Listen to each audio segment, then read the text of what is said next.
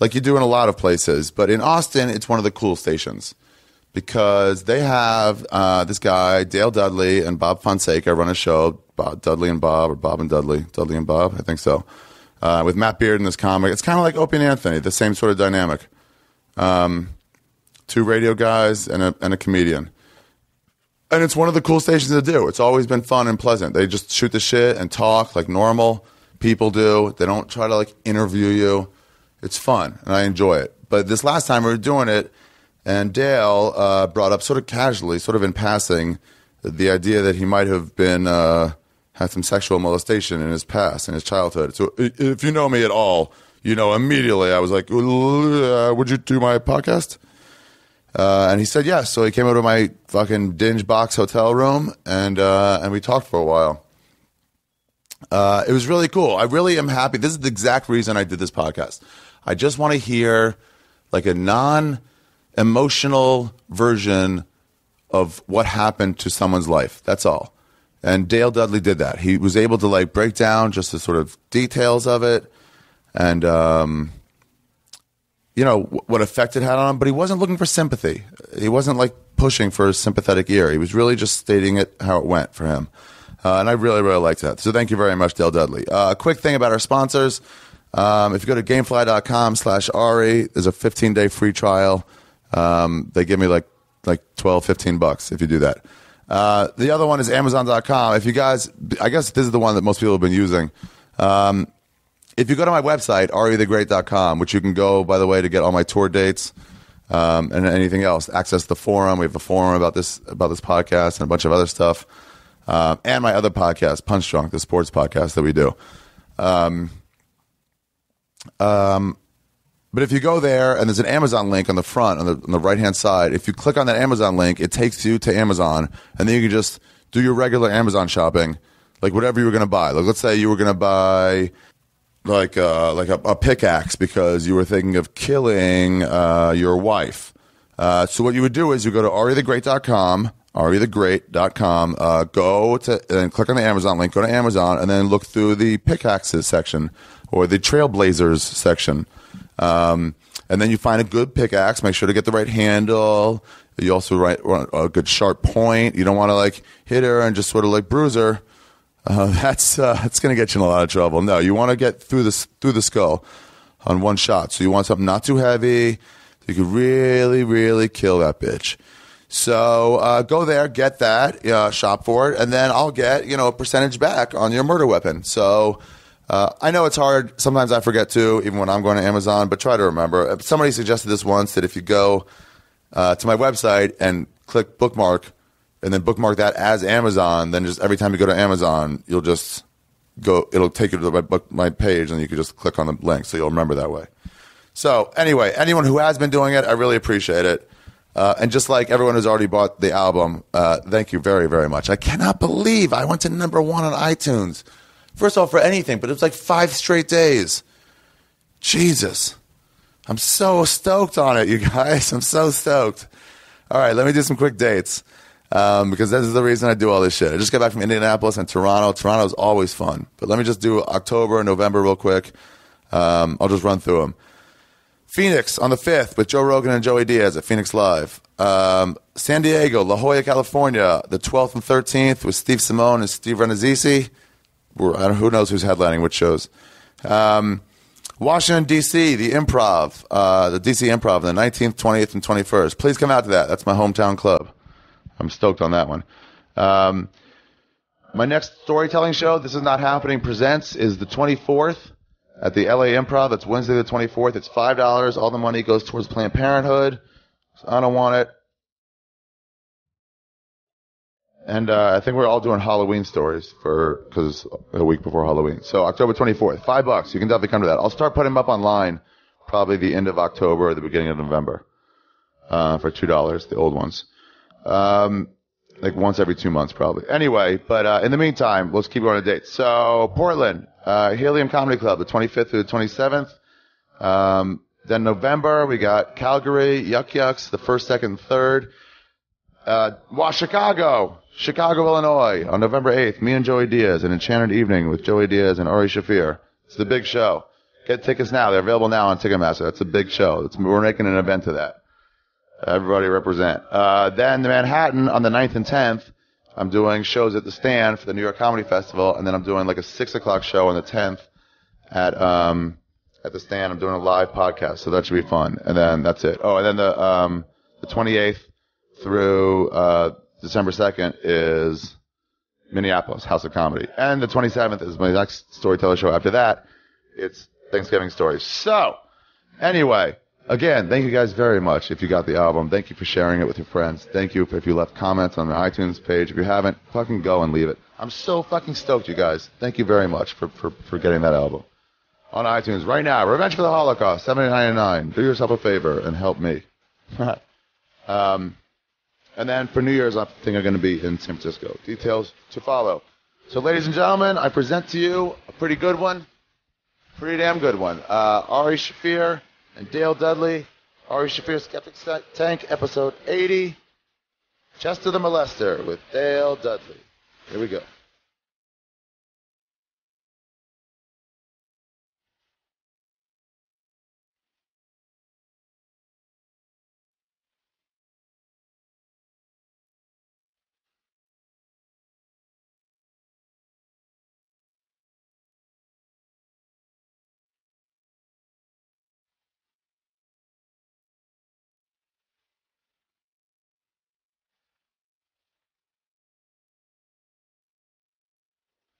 Otherwise, yeah, just go.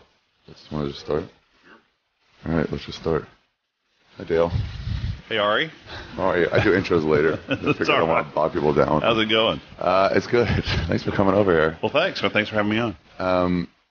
You're welcome. So I'm wondering how we should start this.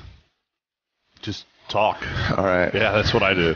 Well, first, I've known you for a few years. Yeah. Which is nice. You guys always say nice stuff about us. You're one of the cool radio guys. Am I? Yeah. I mean, you're not cool. I mean, like, cool radio. No, there are people who are listening to this podcast right now who live in Austin that would disagree with you. But, yeah, we try to, I don't know, man, we try to do it a little bit differently than everybody else in the country is doing it. And I don't know how much longer we'll be able to do that, but we're trying to, Why? Because of the death of radio? Yeah, absolutely. It's, we've been very good. We've been doing it a long time. I've been on the air here 25 years. And, it seems the same station. Yeah, and radio seems to be more attracted to dumber and dumber every year.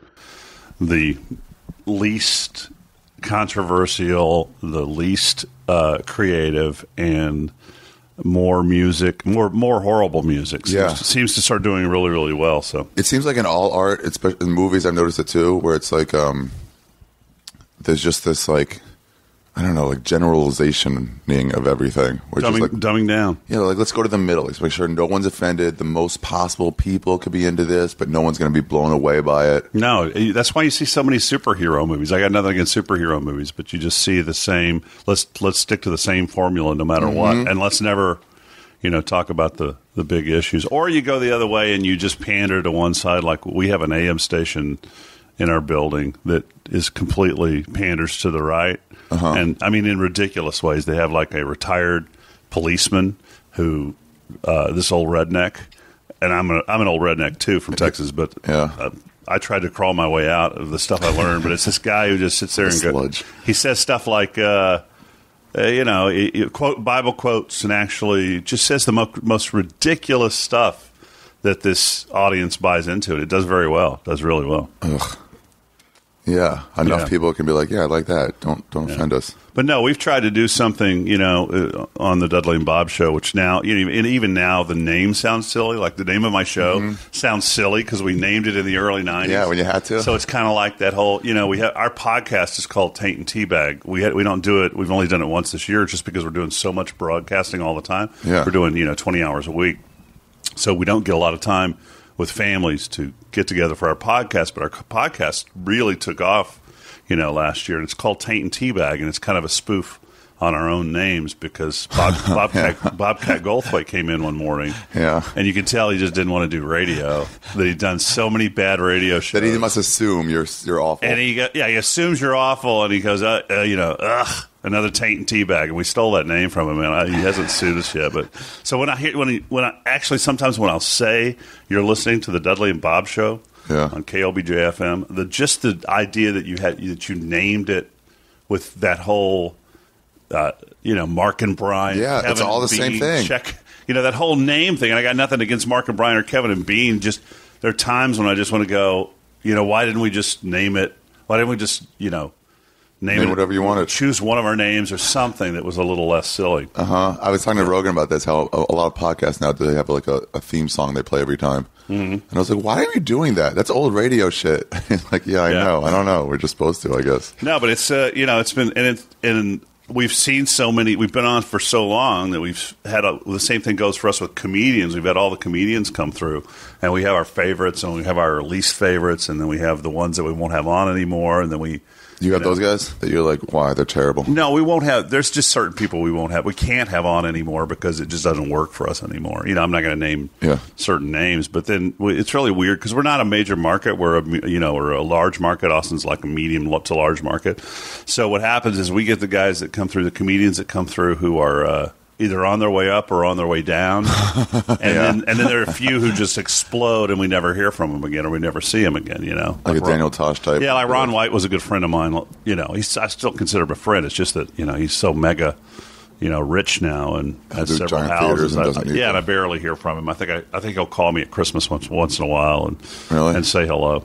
Well, that's sort of sucky. You build relationships with people, and then it's like, oh, yeah, I never but get to see anymore. There's two kinds of relationships. There's your real friends, and then there's your show business friends, and then there's people in show business, and there's people in show business that that if they hit really big, you'll have your friends will talk about him, and you'll go, hey, he's a friend of mine, but he's not really a friend of yours. He's a show business friend of yours. It's not somebody who you hang out with a lot. They're like, have you ever hung out alone with him? That's usually the answer to me. And I was like, if I've never hung out alone with somebody, then it's like, we're only so friends. Yeah, it's a whole show business thing. But it's been great because having Joe and having you and our favorites come through is always there's no pressure for me, literally, because now when a new comic comes on, I've given the comedy thing over to Matt, who's a comedian on our show, who's a very funny guy, and I let him make the decision because on the comedian that's coming on our show, because he knows the up-and-comers, and he knows who's a good fit. Because I hate a comic coming on our show, and he's coming in he's coming in thinking we're a terrible radio show because there's so much terrible radio that they have to do. Yeah, and I'm not trying to sound pompous. I'm saying there is. Let me explain for your listeners what we're talking about. Most radio shows, when they have a comedian on, they don't get into talking about. What happens when you die and the chemicals released in your brain and the stuff that we get into when Rogan comes on or when you come on. Yeah. What happens is most radio stations are a slave to this new people meter, and they're scared to death to expound on anything. So what they do is they get they ask the comedian what bits does he do? What bits can he do in 5 minutes? Ugh. And then they do this cheesy setup where they go, hey, Ari Shaffir is playing at Cap City Comedy Club tonight. So, Ari, what's it like it's the worst. to grow up in a Jewish household? And Bob and Tom are like that. And it's this, it's horrible. They're like, give us your intros. I'm like, and not to knock the radio, and that's probably why I don't know how much longer we'll last, because it's one of those things where we've had to really fight. And it's been like a roller coaster to continue to do what we do, which is actually have conversations with people. I never ever in 25 years I've never had a comedian come in. I had one guy come in and want me to set him up with bits, and I was in a really bad state of depression, and I went with it for about an hour, and it was the worst fucking radio I've ever done. It just seems so fake. Don't you want to know who that is? Yeah, but I don't know. Craig Gass. Really? Craig Gass wanted to come in and have me pretend that he was Tom Arnold for an hour, and it was fucking horrible. And I just felt like I was robbing our listeners of any kind of honesty. But I remember being so depressed at the time. It's like I'll go along with them. You're like, fine, you just give in. And then hour two, he wanted to switch into being Aussie, and it's just brutal. But when I'm talking, I need to get back to where I was here. Yeah. But having you guys come in and do that kind of where you are comfortable and you're not coming in to that cheesy bullshit. Because it's a disservice both to the radio listener and it's a disservice to the comedian. Yeah, I like listening on the way into radio stations to like hopefully they'll be cool. And I'm like, well, whatever you were talking about, if I have my 2 cents about it or if I just want to keep talking about it. Yeah. Or I don't know, whatever. I think you're the first comedian we've done a pre-interview with. We just started doing that. And I noticed that when you came in, we didn't do anything on the sheet that we asked you about. Oh, yeah. We had our producer pre-interview. Yeah, I noticed that afterwards. And then when we got in, it's like, oh, hey, Ari. Just keep up with us and just keep going with what we do, So. Yeah, that's fine. I mean, you can see probably if somebody's super bored with the subject, right? What's that? If some comic is like super bored with a subject, you're talking about, you can sort of see it. You'll get some comics come in and they just they're not awake and they don't want to play along and that's okay. Unprofessional. And that's why you have.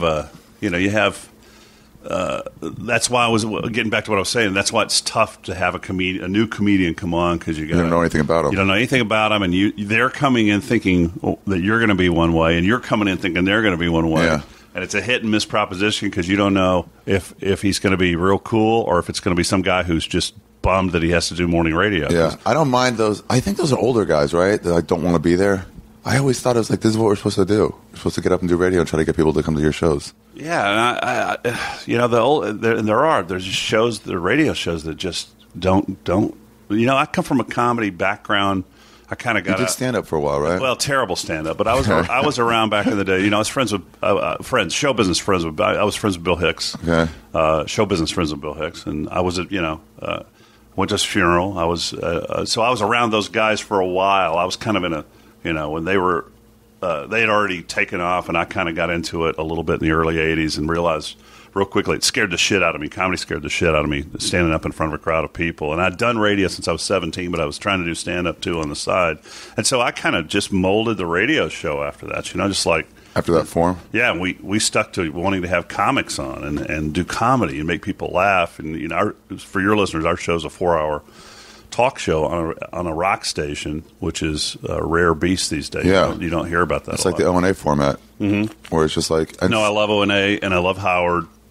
Howard kind of broke it open for everybody. Oh, yeah. Not recently, the AGT stuff, but, everybody's got to make a living. What's the AGT stuff? The America's Got Talent stuff, but... yeah, Howard Stern now seems like he's just an old man. Yeah, and I get into those. You listen to some of the shows, and you just get envious of the freedom. Listen to O&A, you just get envious of that kind of freedom. Yeah, but then they have problems too once in a while. Oh, it's ridiculous. It's just there's always somebody that wants to stick their hand in it and make a mess of it and control People who don't know. We've been very lucky. We've been very lucky to have ownership and management, but they're under pressure too. I mean, it's been a weird year for us. It's been up, down, and all around. So, man, yeah.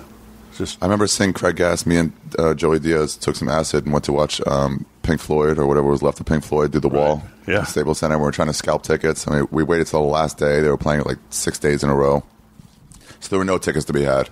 And we're there downtown LA on acid, and Craig Gass walks by, and he was like, "You guys going in?" I'm like, yeah. Knowing we're probably not going to go in. And he just kept talking to us. And at some point he left, and Joey Diaz was like, "Why would you talk to someone outside a Pink Floyd concert and assume they're fine? Assume they're not on anything. Like, you're barely keeping reality. He just keeps yapping." I don't have a problem with Gas. I just have a problem with that day he came in. He just wanted to do and I don't have a problem with impressionists either. It's just he wanted to do that thing where we pretend, where we faked the audience out. Yeah, you're faking it. Yeah, I can't. You guys tried to kill me, right? You and Rogan tried to kill me a couple of years ago. You didn't mean to kill you. We tried to help you. No, you didn't. No, you didn't. You didn't at all. Because that's the problem is when you're show business friends and you only see somebody maybe 8 hours a year. Yeah, you don't know them very well. So you guys came in. And I still wish I could party. I still wish I could really. I mean, I still drink a little bit, but I wish that I could party like I used to. And it was you that gave me the THC breath strip. Yeah. How much of it did you take? Well, you said you gave me a whole one, and you said don't take more than half, or a quarter. So my wife and I go down to this German festival down in New Braunfels, Texas, down here. Yeah. It's called Wurstfest.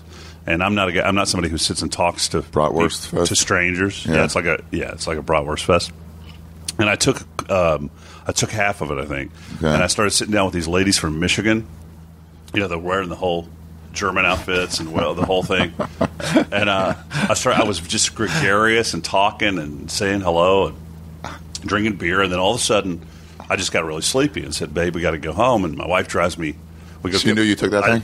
Yeah, she knows. I'll tell you, she's way cool. She's younger than me, but she's way cool. So she drives home. We pick up my kid. I don't even remember picking up my kid. I went straight to bed. And I wake up at 3 o'clock in the morning. And I'm having the worst panic attack of my life. And I've had bad panic attacks my whole life.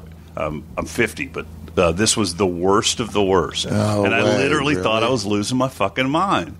And I was like, God damn, Ari Shaffir and Joe Rogan. I'm going to have to call 911. And I don't want to wake anybody up. I don't want to wake my wife up. So I draw a bath, and I get in a hot bath of water. And I remember just having a conversation with myself as though talking myself down. I mean, that helps sometimes. Just going, look, dude, this is just the THC. That's all that's happening here.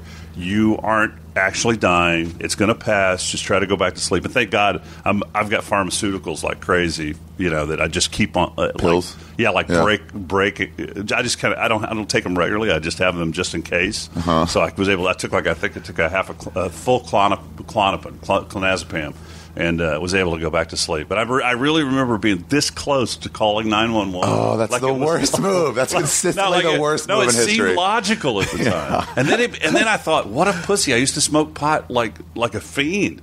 And so then I waited a year, and I still didn't do it again. And then about a year, it's been Christmas 2 years ago. I guess the THC strip was about 3 years ago. And then at Christmas 2 years ago, my younger nephews who are in their mid-20s, we're at their mom's house, and they break out the pot, and we make a little pipe out of an apple. And I go out and tried the same thing, like I didn't learn. And I thought, well, maybe I'm over it this time. What do you mean same thing? Well, this time we were smoking it, right? Okay, yeah. And we're at Christmas, and all of a sudden I'm sitting there. We go back in there, and my nephew had said something to me at the table. He had said, "Wow, you've just been really lucky your entire career." And I took it, instead of taking it as a nice thing. I'm high, and I start just circling around that one sentence. What does that mean? And go, what does that mean? Anything? When's it going to end? And I had this just paranoid. So that's it. That's the last time I smoked. I can't tolerate it. Yeah, the people who tell me that, I'm always like, when people are like, I don't like smoking, I'm like, come on, try it again. But when people tell me that paranoia, I'm like, then maybe not. So the show business friend thing, anytime your name comes up, or Joe's name comes up, I always go, they tried to kill me one time. I remember Joe talking about it, and you're like, wow, that seems really interesting. And something like, he was like, no, I don't have any, or whatever. And then as we were leaving, I was like, I have one. Here. Yeah. Enjoy yourself, man. Yeah. Because here in Texas, we still live under these ridiculously draconian, stupid laws. And I remember that was the first time, that you guys had come through where pot had been basically legalized in California, and it was still so foreign to all of us. Oh, yeah. And I remember us asking, like, well, what do you do? Where do you go? You go to a pharmacy. And then what do you do? It's amazing, man. It's unreal. There's green crosses all over. You can just pull over and be like, oh, I'll go in here. But we live... that's the cool thing about Austin is I've grown up in Texas. I was born here, and I grew up in a extremely redneck. You were born in Austin? No, I was born in West Texas. Okay, and I was born in what's been fun about my career is growing up and getting to know what the real world is like, what people are like. And I grew up in a lower class working family in West Texas of absolute fucking racist rednecks. I mean, the N-bomb was used constantly in my house. Like casually? Casually, very much so. Not even casually, almost like it was a verb or an adjective. In other words, if you referred to a black person, my grandmother would go, she'd say that, I don't want to say it, but she'd say that. That's such an electric word. Yeah, Can't even say it when you're talking about it. She'd say that blank woman. That's what she'd say. And then we were also taught, and what I finally figured out was, it came to me just the past few years, is what was happening was my family was on such a lower economic scale that my uncles, aunts, and my father, my mother, is that they had to have something to elevate them a little bit, Oh, right, to be above somebody? At least we're white. Yeah. At least we're white. Yeah, that's a weird thing, yeah. right? Where it's the only Jewish people I ever even heard of was just watching World War II documentaries with my dad. There were no Jews in West Texas. Did you think they had horns? And then East Texas. No, Jews weren't really demonized because we grew up in this extremely weird Christian church called the Church of Christ, where their biggest deal is that Mormon? No. They don't allow any kind of music except singing. Okay. Anyone you meet from the Church of Christ can sing. I can sing to this day. I can sing well because it's all a cappella. Oh, There's okay. no music. But there were no Jewish people out there, so I didn't get to know anything about Judaism. I didn't even understand the weird. I didn't even know what anti-Semitism was Because it wasn't around you. No, So I had no idea. like- I mean, Jews were the people who got horribly treated in World War II, And that was it. and we didn't have the internet back then. And it was, and then when I got into show business, I went, they seem to be pretty prevalent in show business. And Yeah. So, but what I was saying was Yeah, we are at that. moving to Austin from the childhood I've had. We live in this cool little island.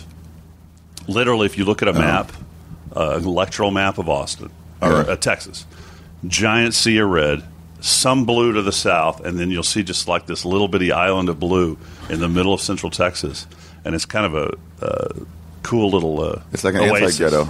Yeah, it's really oasis, but we still have the counties around us that are pretty conservative and redneck. So how bad is like pot here in Austin? Well, I've always said I used to have a term for North Austin called the chicken wire curtain. There's a county north of Travis. Austin's Travis County, and there's a county that hits in North Austin. Still Austin, but it's a new county. Yeah. It's called Williamson County, and literally, if you get caught with a seed in your car in that county, they'll arrest you. You'll be in jail for 2 or 3 days or a week, and you could easily lose your job, and it'll ruin your life. Yeah. Where here, Whoa, if an APD pulls you over and you just have enough, or stop. Let's say they stop you in Zilker Park, or you're smoking in You have a Zilker joint, Park. yeah. They'd write you a ticket. That's it. And tell you to put it out. Yeah. Step on it or Yeah. something. I had a people were scared yesterday. I do a thing once in a while where I just hide some edibles. Yeah, I was reading Twitter. And I was going, what is this? And I finally figured it out. I said, you put something inside the comedy club and outside the comedy club? Yeah, just decide a couple places to hide it, and then people have a little scavenger hunt. Right. Some pregnant lady found it. She gave it to her husband. Yeah. It was nice. There was like 15 people out there trying to like run through the parking You're lot totally trying safe. to find stuff. You're totally safe here. Yeah. That's kind of where I've come on the radio show the past few years is just the draconian, just ridiculous. You started stuff. to get against that? Like, I think angry about it? No, my big thing lately, my big deal, which kind of turned into a weekly bit that we did that got a lot of attention was we did this thing called the God Squad. I just got to where they're so annoying. I got to where I became a huge skeptic, and I used to be a guy that believed in everything, like believed in God and believed Yeah, me too. in ghosts. I used to believe in Ghosts? Oh yeah, I used to believe. I still kind of Like positive that they're there. I still kind of hang on to UFOs.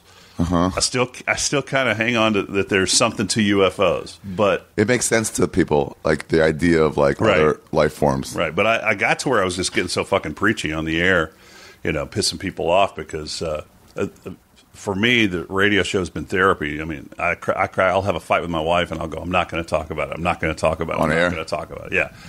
All the way into work at 4:00 in the morning. I'm not going to talk about it. And the fucking mic, I crack the mic at 6:00 in the morning, and the first thing out of my mouth is, "I'm a fucking ATM machine." That's all I am to my wife. I don't say fucking, but I want to say. Yeah. We should probably tell the people listening that you could hear our live radio show at klbjfm.com every morning. You stream it, or you can get it on Stitcher, and you can get it on. Oh, really? TuneIn.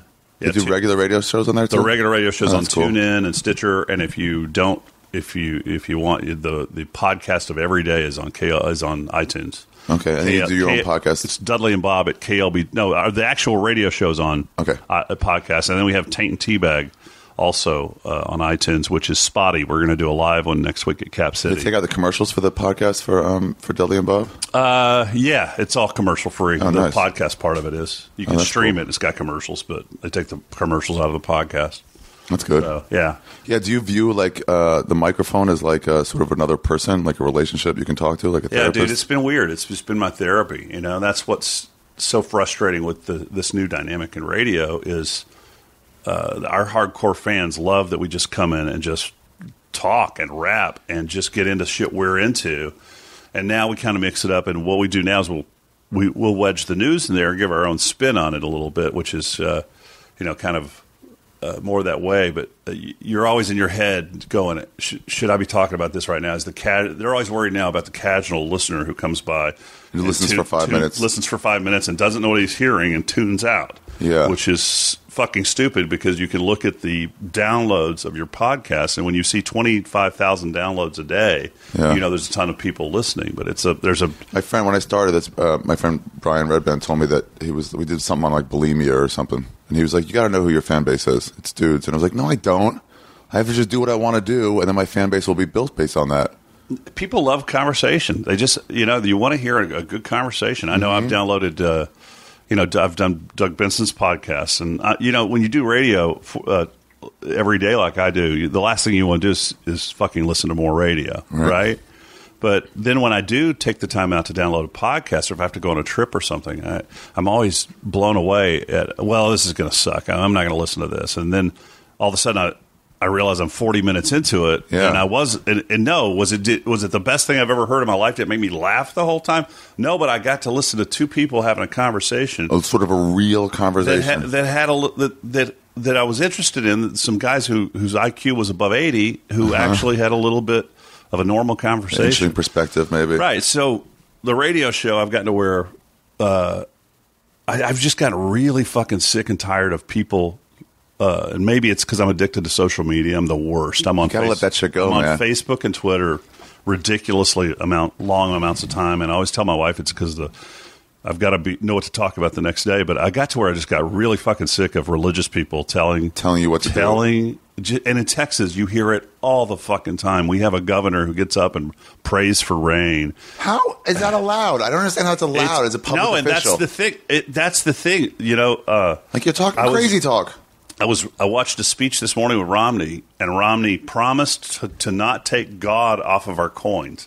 Who gives a fuck about the God being on the coin? And it's this, and what it is it's even if you're religious and you're listening to me right now, you should be offended that they have the audacity to pander to you that way. Yeah. So I started doing this on the air, and it starts pissing people off. When you say stuff on a regular radio show that you think you don't think you think all religion is made up. Yeah. You will get a little pushback, and the pushback was pretty fucking strong from people. They would write me and go, "I'm not listening to you anymore. I can't listen. This is all you talk about." So what we did is but after a while, it's like, fuck you. I've been made to feel like an asshole for not believing in stuff for years and years and years. Like I'm the idiot. But then it's like, shut up. How about I say my opinion? Are you atheist? Or yeah, I used to be agnostic, and then I'm agnostic, and I know that pisses you off probably. Yeah. But I'm still that guy that goes, because of brainwashing. Yeah.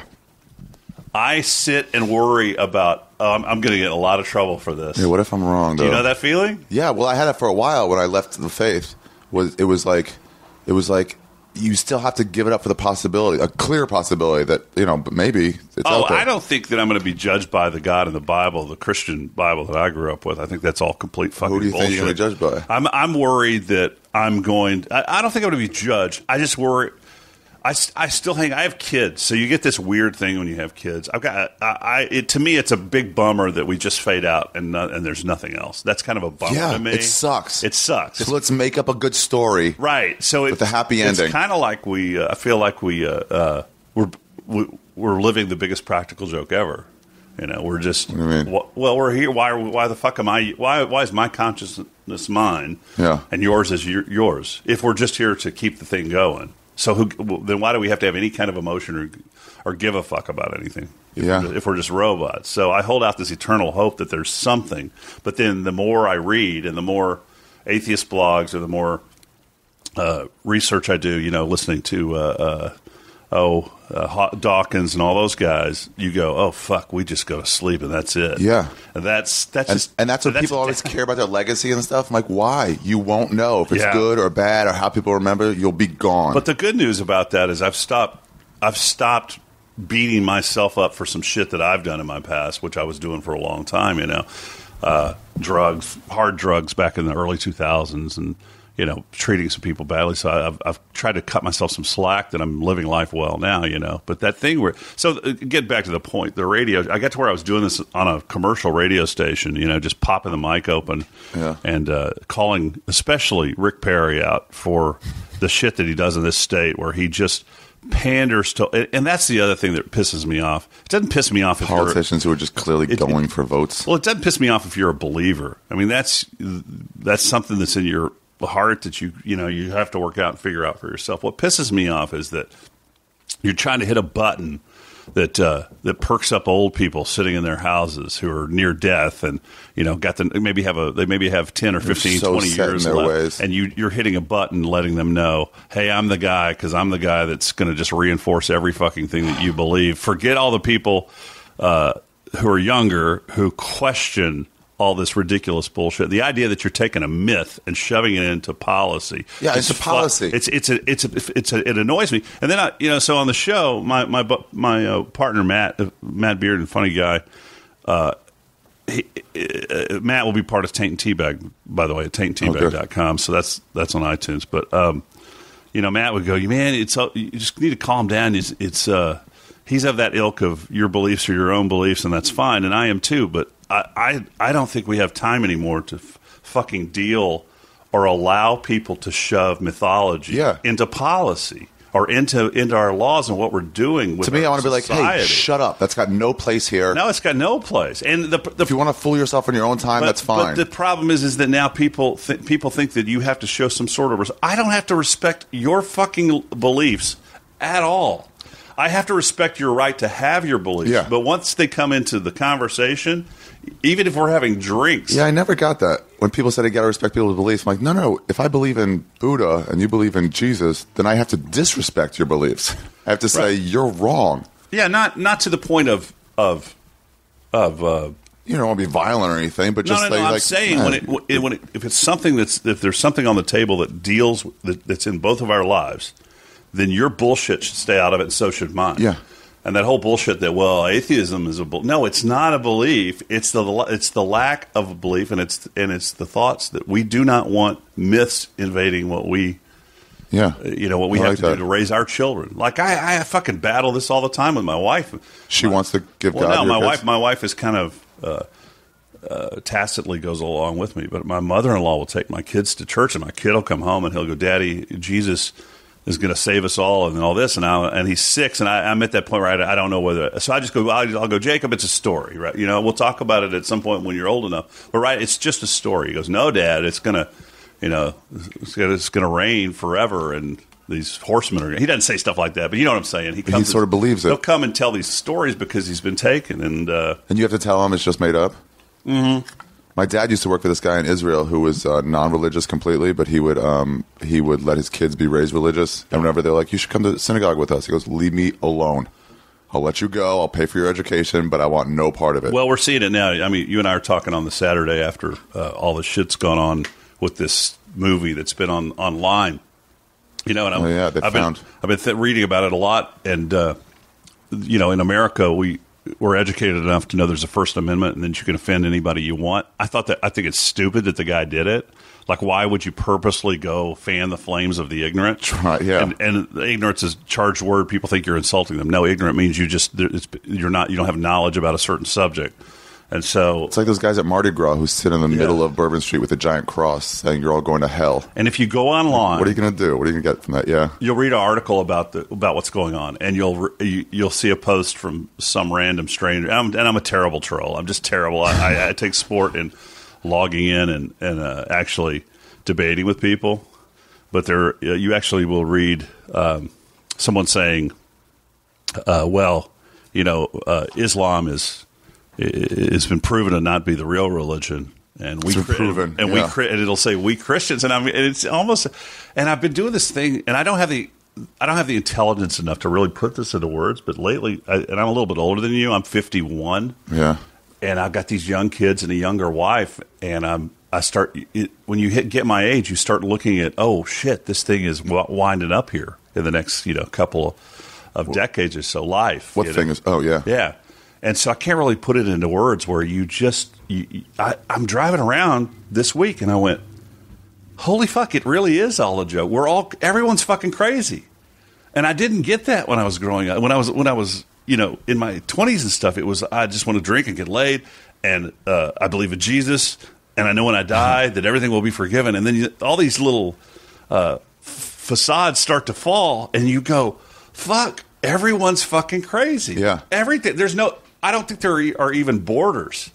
That's all made up. It's all, everything we do is fucking Kurt made Metzger up. told me this. It goes, there is no God that allows you to kill for war. No. Like, borders has nothing to do with No. religion. So when you're like, yeah, we have to defend ourselves. Like, no, if you believe in Jesus, you can't kill some Sunni because he's fighting against America in Afghanistan.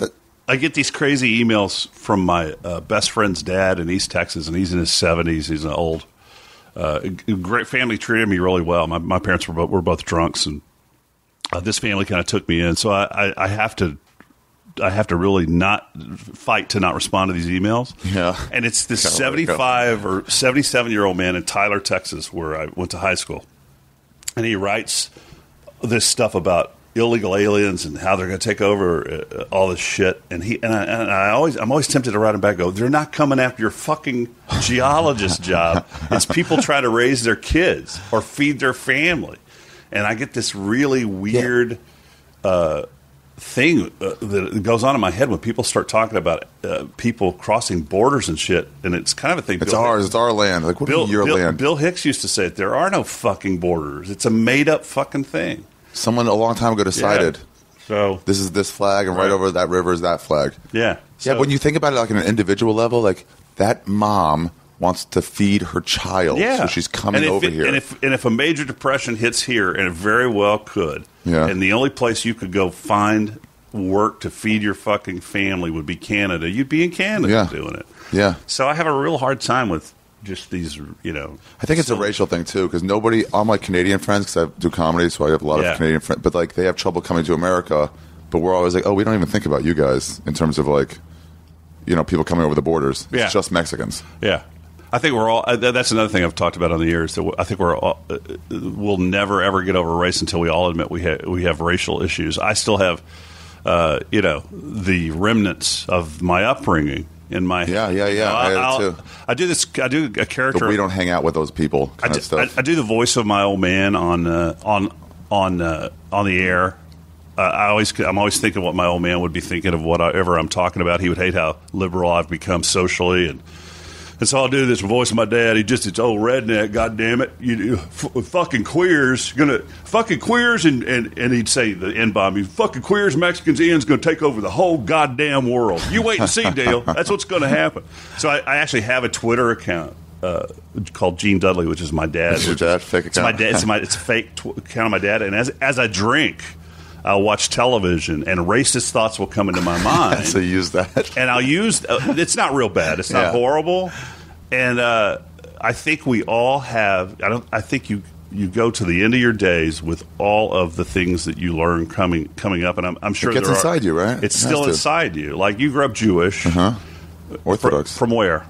From Maryland, Silver Spring, Maryland. And so you grew up thinking that everyone outside of your worldview was wrong and different. Absolutely wrong. And it's sad for them. And even if, as hard as you've worked on it, there's still residual shit in you. Dude, I don't want to have kids. I really have no interest in children. Right. And I can see that as a valid option for someone to say, no, I don't want to do that. Right. There's plenty of kids already, whatever. No, there are. But if I see some woman who's 55, 60, and she doesn't have kids, part of me goes, oh, I'm so sorry for you. Even though I'm like, wait, what if she is that a Jewish thing? Just a family thing where you have to have that. You have to have children to be fulfilled. But we've talked about that. We talk about that on the air, that until we admit that we all have these, these things that go off in our head and stop. That's the fake thing. That's what I love when I talk to you and to Rogan on the air, that this bullshit that we pretend and that's how I can't put it into words. We just all put up this fucking facade, and there's no reality in anything that we really talk about. And we do this thing where if Don Imus says something about a girls' basketball team, Don Imus must be punished for having a thought. The thoughts that we all have sometimes. Yeah, the Opie and Anthony thing when they got suspended because of the Condoleezza Rice Rice homeless joke dude making a joke was so infuriated to me that I canceled my XM for about 6 months. Yeah, I canceled it for about. I said, fuck you. You should not be punished for having thoughts and expressing thoughts. That's why the fucking. Yeah, when did racism become fireable? I don't understand. It's just like it's not cool, but like, what do you mean? It's just what his thought was. And it's not popular with liberals. You're not allowed. there's no guarantee in life that you're not going to be offended. And if you think that it's my job to keep you from being offended, go fuck yourself with a stick. I hate censorship, and I hate that we call people out on everything, and they have to be punished somehow. And an apology isn't good enough.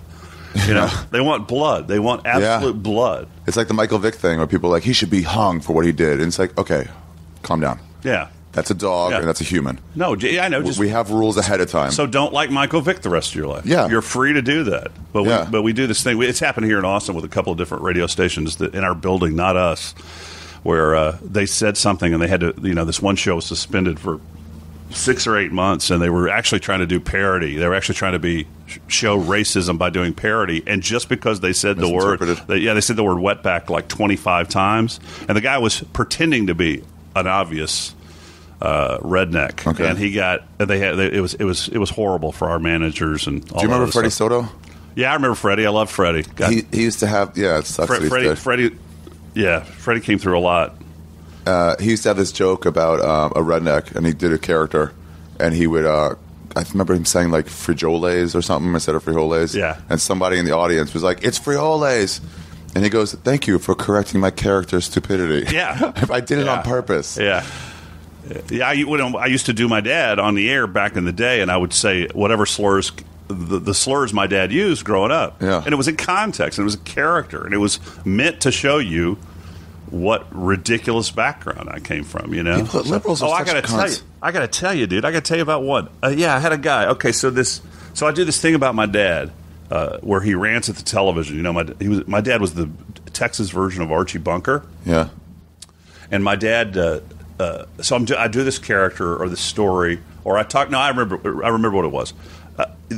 I learned. You remember the little? I don't know if you had them where you grew up. We had the little songs that you had when you were a kid, like "Comet will make you vomit," so buy some Comet. Well, there was when I was a kid. I learned "Eeny, meeny, miny, mo," and it was catch it, and then the next word was "in by his toe." Right? That's what I learned as a kid. So we're on the air talking about it, and I go, "Yeah, that's the way we said it." And I never said the word. Didn't even say. Some dude calls up and he goes. I know that it's your childhood and that you're telling these stories, but it really makes me uncomfortable to hear it time after time again that you were that way. And I said, wait a minute. And I ended up going off for 45 minutes. I wish I could tell your listeners where to find the podcast. Yeah. I was throwing shit in the control room.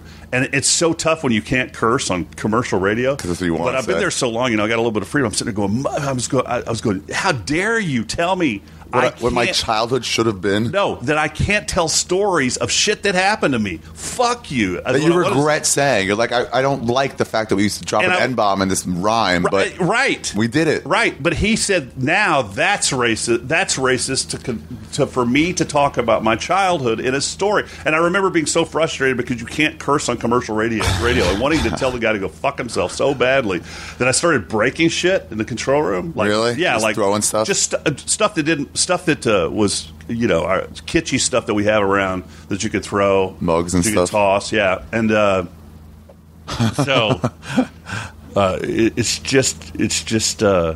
it's infuriating to me that we live in. So getting back to the point, I just want to tell people, like, okay, be quiet. Is we live in a world where it's just a fucking facade, and you fake it, and you pretend to be somebody that you're not, and you actually have to, when you're talking, you have to parse everything. Instead of if I say something that you don't like, instead of having a conversation, or if somebody in the media says something you don't like, having a conversation about why you don't like it, why you probably shouldn't have said that. But no, it's this weird deal where caught you, not allowed. Gotcha. We got you. You got to be punished now. And it's like walking when you do a radio show. It's like being banished from the community, right? And podcasting's great, but even us, we're sitting here. We didn't say certain words because everybody's worried about what's going to happen if somebody hears you talk honestly and openly. Yeah, I don't get worried about it. I just figure it'll catch up to me when it catches up to me. And don't you're next. Comics are next, and I've said Sounds this. Like it's coming, I've said right? this before. I've said this on the air before. That when Janet Jackson showed her titty,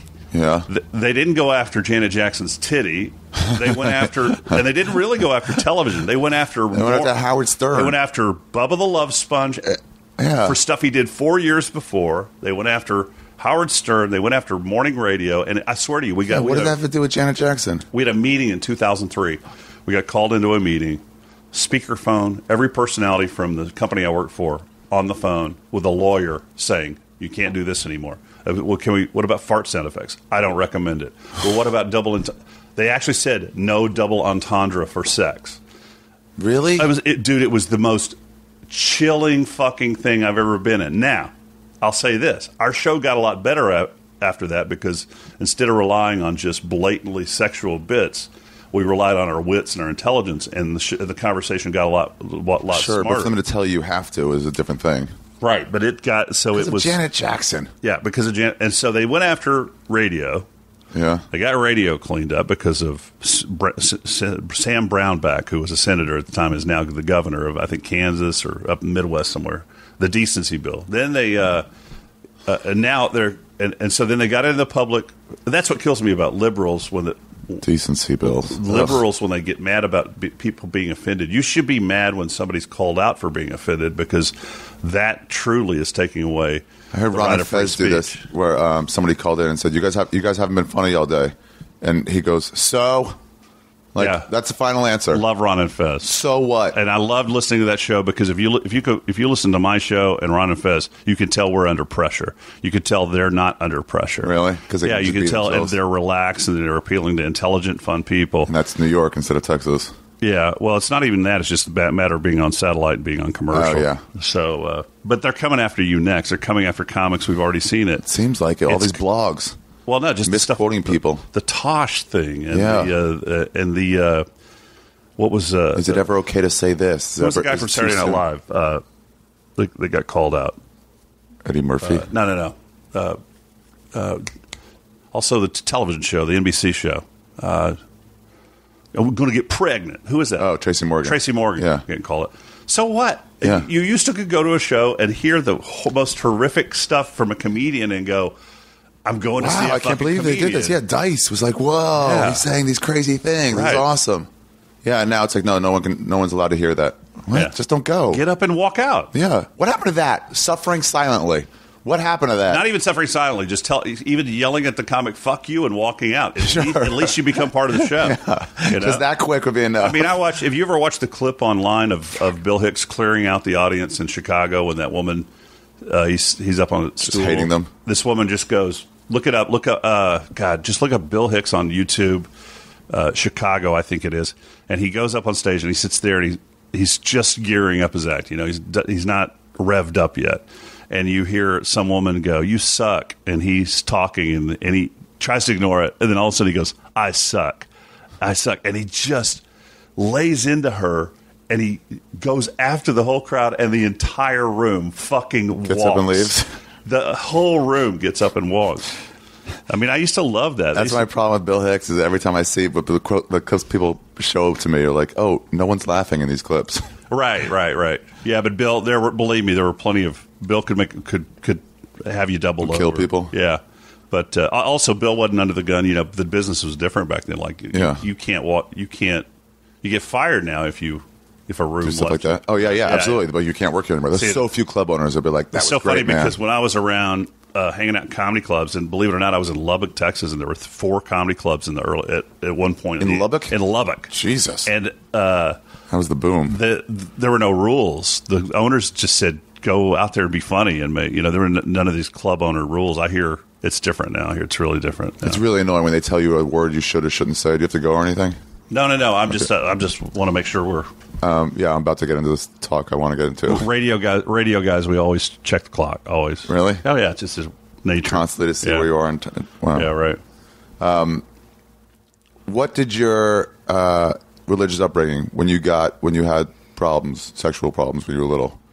What was my religious upbringing? No, like how did that react to? Well, like what happened to you when you were 5? No, this is why you had me on your podcast. Yeah, absolutely. No, it's. I'll tell you the story of how this all came out on the air because let's let your listeners who don't know my radio show from fucking shit. Let's tell them what happened. So Friday we're on the air, and we alluded to my molestation.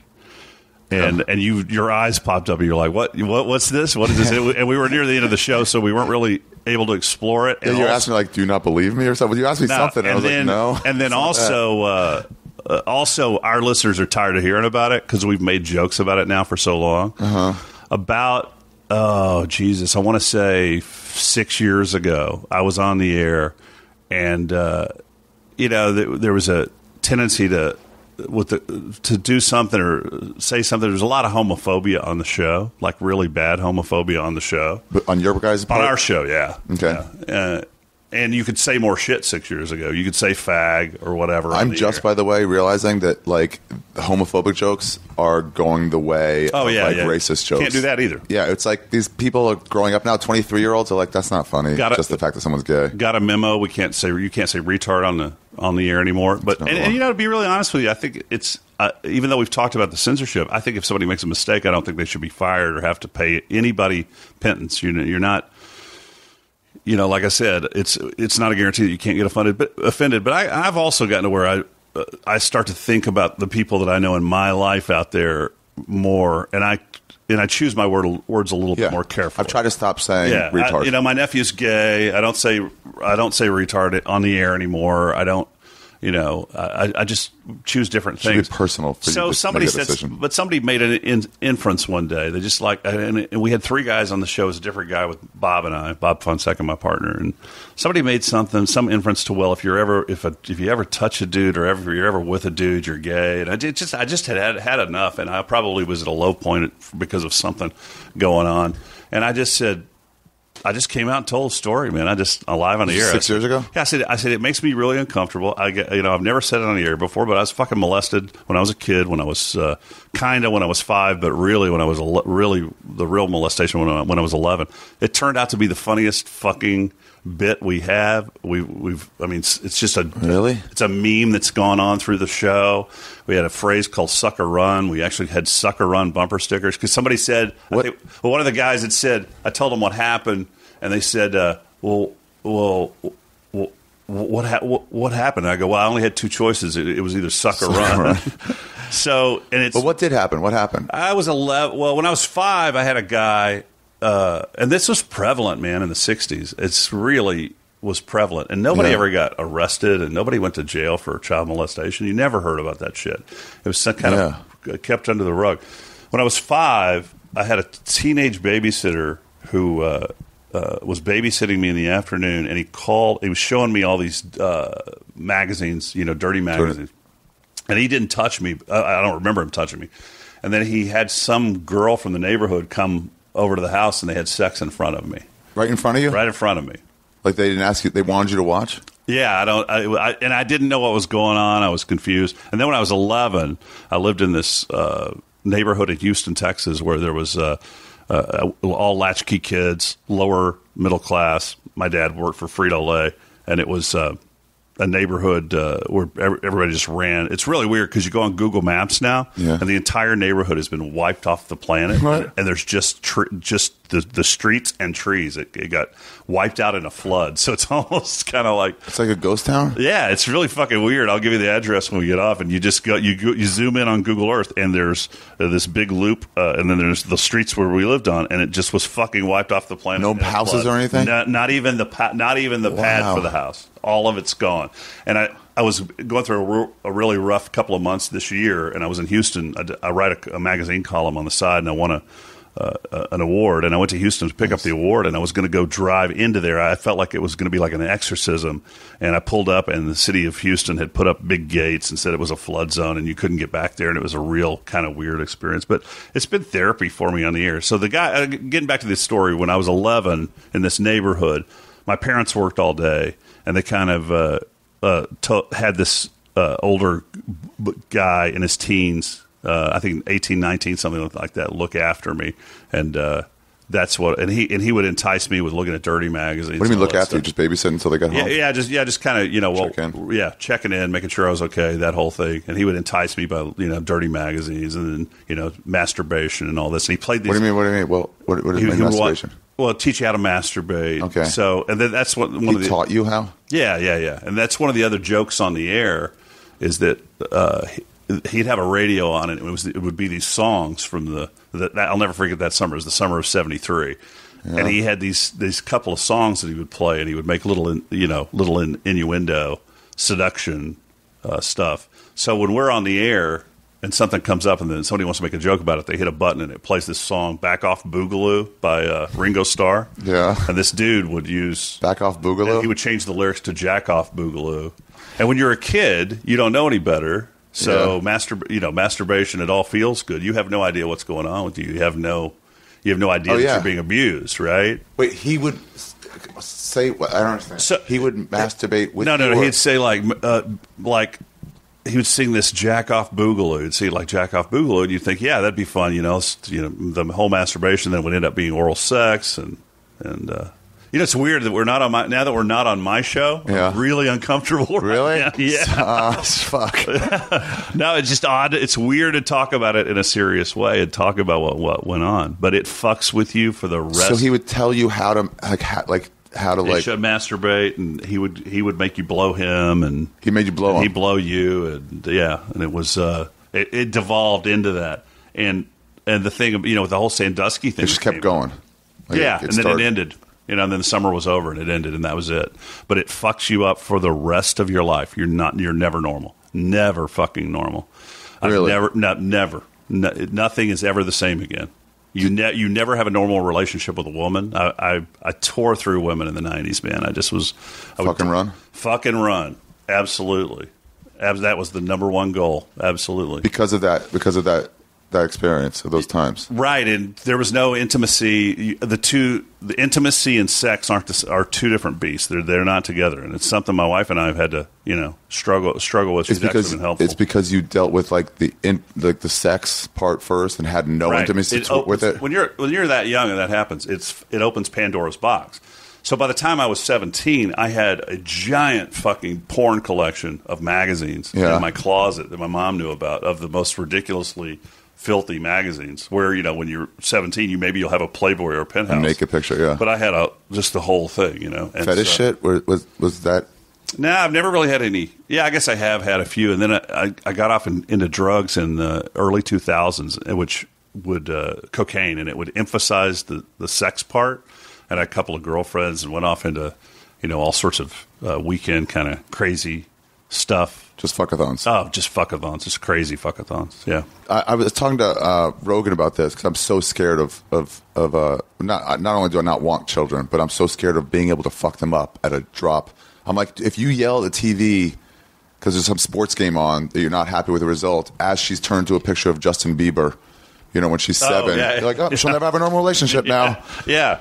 Let alone actually having a guy make you blow him. But then, I think we get back to what we were talking about earlier, that I think this is all just a fucking joke and a farce. I think the whole thing and the whole key to life is you do your absolute. I think my old man and my mom, my sister can't stand my old man. Like, she hates that I do the impression on the air. She doesn't like the Twitter account. Yeah. But I cut them some slack. I go, they did whatever they walked their path, and whatever fucking happened to me is what I have to deal with now. There's no going back.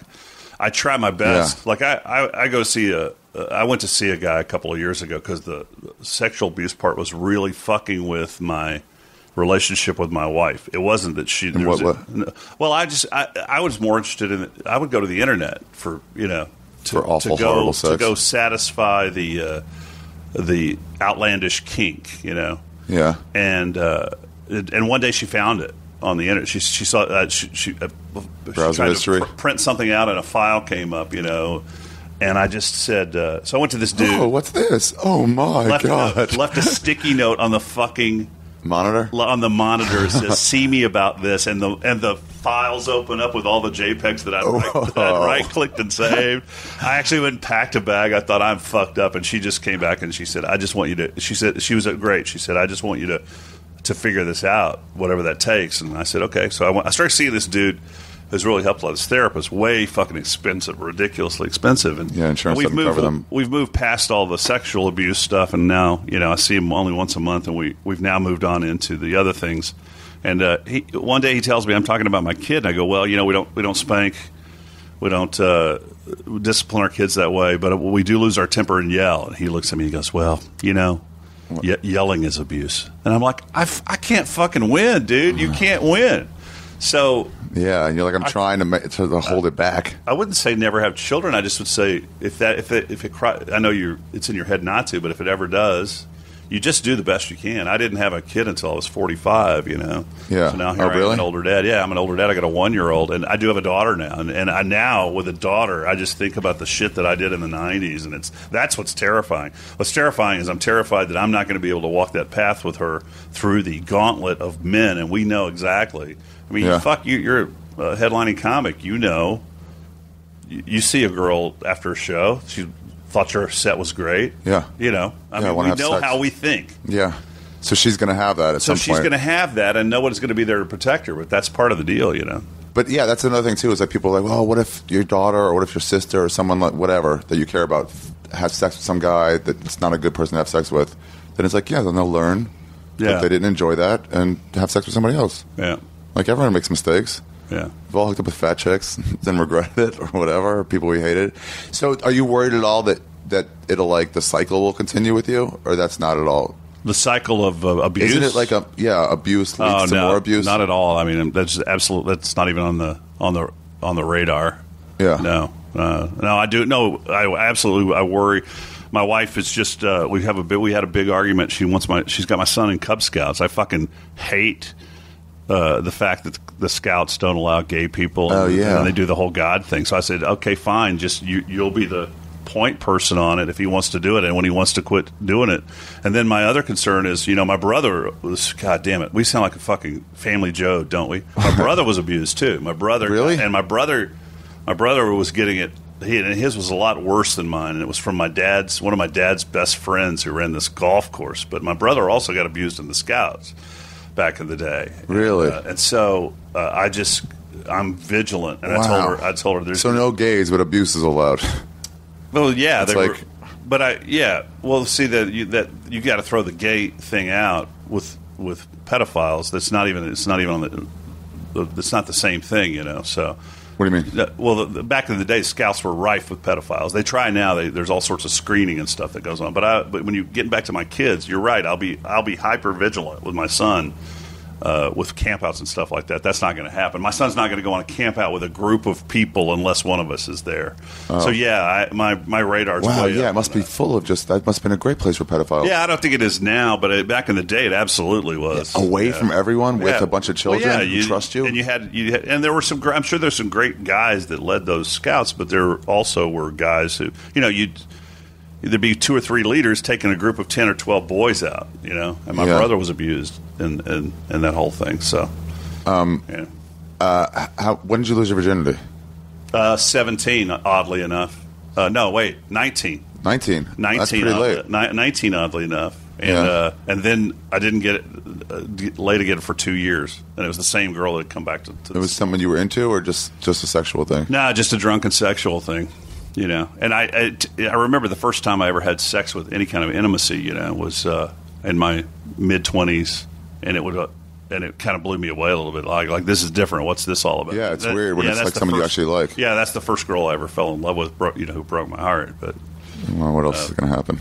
Right, but it's crazy, man. I grew up in extremely nutty. And that whole thing where you go back and it was all under this big veil of religion. Yeah. And you had to go to church we had to go to church on Sunday morning, Sunday night, and then Wednesday night. Why Wednesday?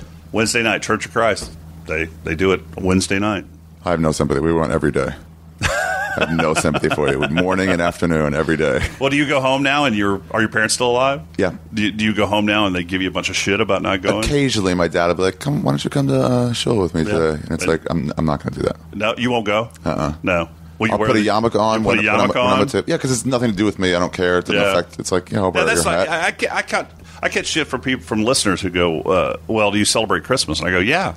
And they go, well, that's kind of hypocritical. I go, no, it's not. It's fun. It's Jews celebrate Christmas. There's a bunch of Jews that celebrate Christmas. It's traditional in my family. and it's something where we do it for the children. Yeah. And then they do the one where they go, well, so you're teaching your kid that there's a Santa Claus, but but you don't believe in Jesus. And I'm just like, just shut the fuck up. You know, just try to get through your life. I can do the Tooth Fairy too, but I'm not going to convince him that forever. You know, I think it's the fucking internet. I think we're all in everybody. I think everybody's in everybody else's business now, and just everybody wants to comment on anything that you do. You know, in radio, when I first started at radio, somebody had to be really fucking mad at you to sit down and get out a piece of paper, and type a letter, and then mail it in, and you'd get a couple of those here and there, you know. Yeah. But boy, when when email came along, it was like I can sit down and in 2 minutes I can tell this motherfucker what I think about him. Try to ruin someone's day. So I don't get my email address out on the air anymore. And Twitter's easy; you just fucking block somebody. Facebook's the same thing. Facebook's the worst though. Facebook's just full of middle-aged people who fucking. Yeah, there's this new way of, because you can't affect somebody in real life. Like, you're a fucking asshole. Right. When I walk away, that might get to you. But on the internet, like, that's not good enough. So you have to be like, I hope you die. You're the worst thing that's ever been to radio. Also, like, if you pissed me off today, we would have a conversation, and I'd probably go, hey man, you're making eye contact. It's real easy when you're on Facebook to say the worst possible thing because you never have to see the person or interact with them again. I heard this study that the problem is, do you want some water? No, I'm all right. That the problem is you get super hateful online, and that sort of bleeds into your real life. Like, you can't just leave it behind. No, I think so. I think it's. I have to be really careful because I'll for show prep purposes, I will be sitting there reading all day. And I can get way into it. And I'm a sensitive dude. I mean, you've heard about my childhood. And do I mention my parents were drunks on top of the abuse? No, really? So when you grow up with two drunk people, you become extremely narcissistic. Not in a bad way that you're narcissistic, that you think you're a great person. I always say to my listeners, you can't dislike me more than I dislike myself. It's not possible. Yeah. But then when they say something, you're like, "Fuck, you're right." No. So what you tend to do is you tend to take any criticism. Like I got one this morning. I got a note from a guy on Facebook that was the entire fucking page, and I woke up and thought, "Oh shit, what is this going to be?" And it was nothing but how we've helped him in his life and praise. And I completely clicked off of it and didn't want to read it because first of all, I don't believe it, and so.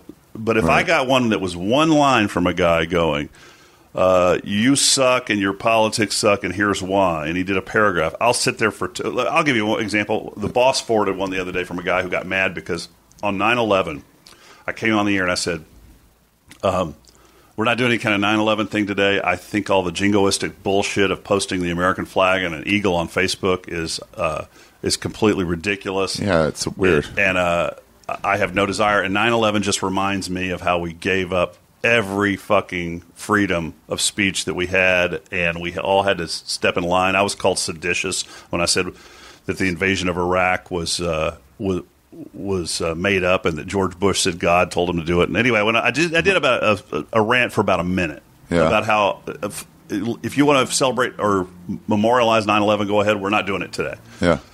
This email came from the boss that this guy was pissed off, and I fought in Afghanistan, and you got your facts wrong, and I thought I was going to be treated to a moment of silence or something. And I spent 2 hours staring at this email, writing a response to this dude. Really?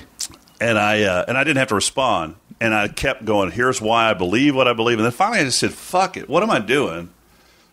My point is, I'll spend way too much time responding to people. But I ended up just erasing it and going, hey, dude, thanks for your service. I'm glad you fought for my right to believe whatever I want to believe about 9/11. That's nice. And that's it. When people say this thing, I always feel like you can't say anything, but like, we fought to defend your freedom. And I'm like, is that what you fought for in Afghanistan? To defend my freedom? Well, I think in general, somebody going into the military is fighting for our freedom in their minds and maybe in their commanders' minds. I don't know, though, that every cause was for our freedom. Yeah, like if we didn't win that, if we retreated in like defeat, would I have less freedom? Is there water in there? Yeah. I'm going to grab one. Keep talking. Yeah. I'm gonna set this down real quick. Okay. I want to talk about, it's there on the right. I want to talk about like how much, like when you said that never leaves you. You can just finish that off if you want. Okay. Like, what do you mean that never leaves you? The sexual abuse? Yeah. because you just look at. It flavors everything you do? No, I think it makes you hypersexual all the time, and it's something that you want. I don't know. It's hard to describe because I am the way that I am, but it becomes a center point of your life. It ratchets up. Let's say you got the top 5 things in your life are your career and your the things that you want to do for recreation, vacation. Sex when you get abused as a kid, sex pops into the top 5 and stays in the top 5 for the rest of your life. Wow. And it just becomes a focus of something that you want to do. Isn't sex like important to everyone though? Or is it like different? How is it different than?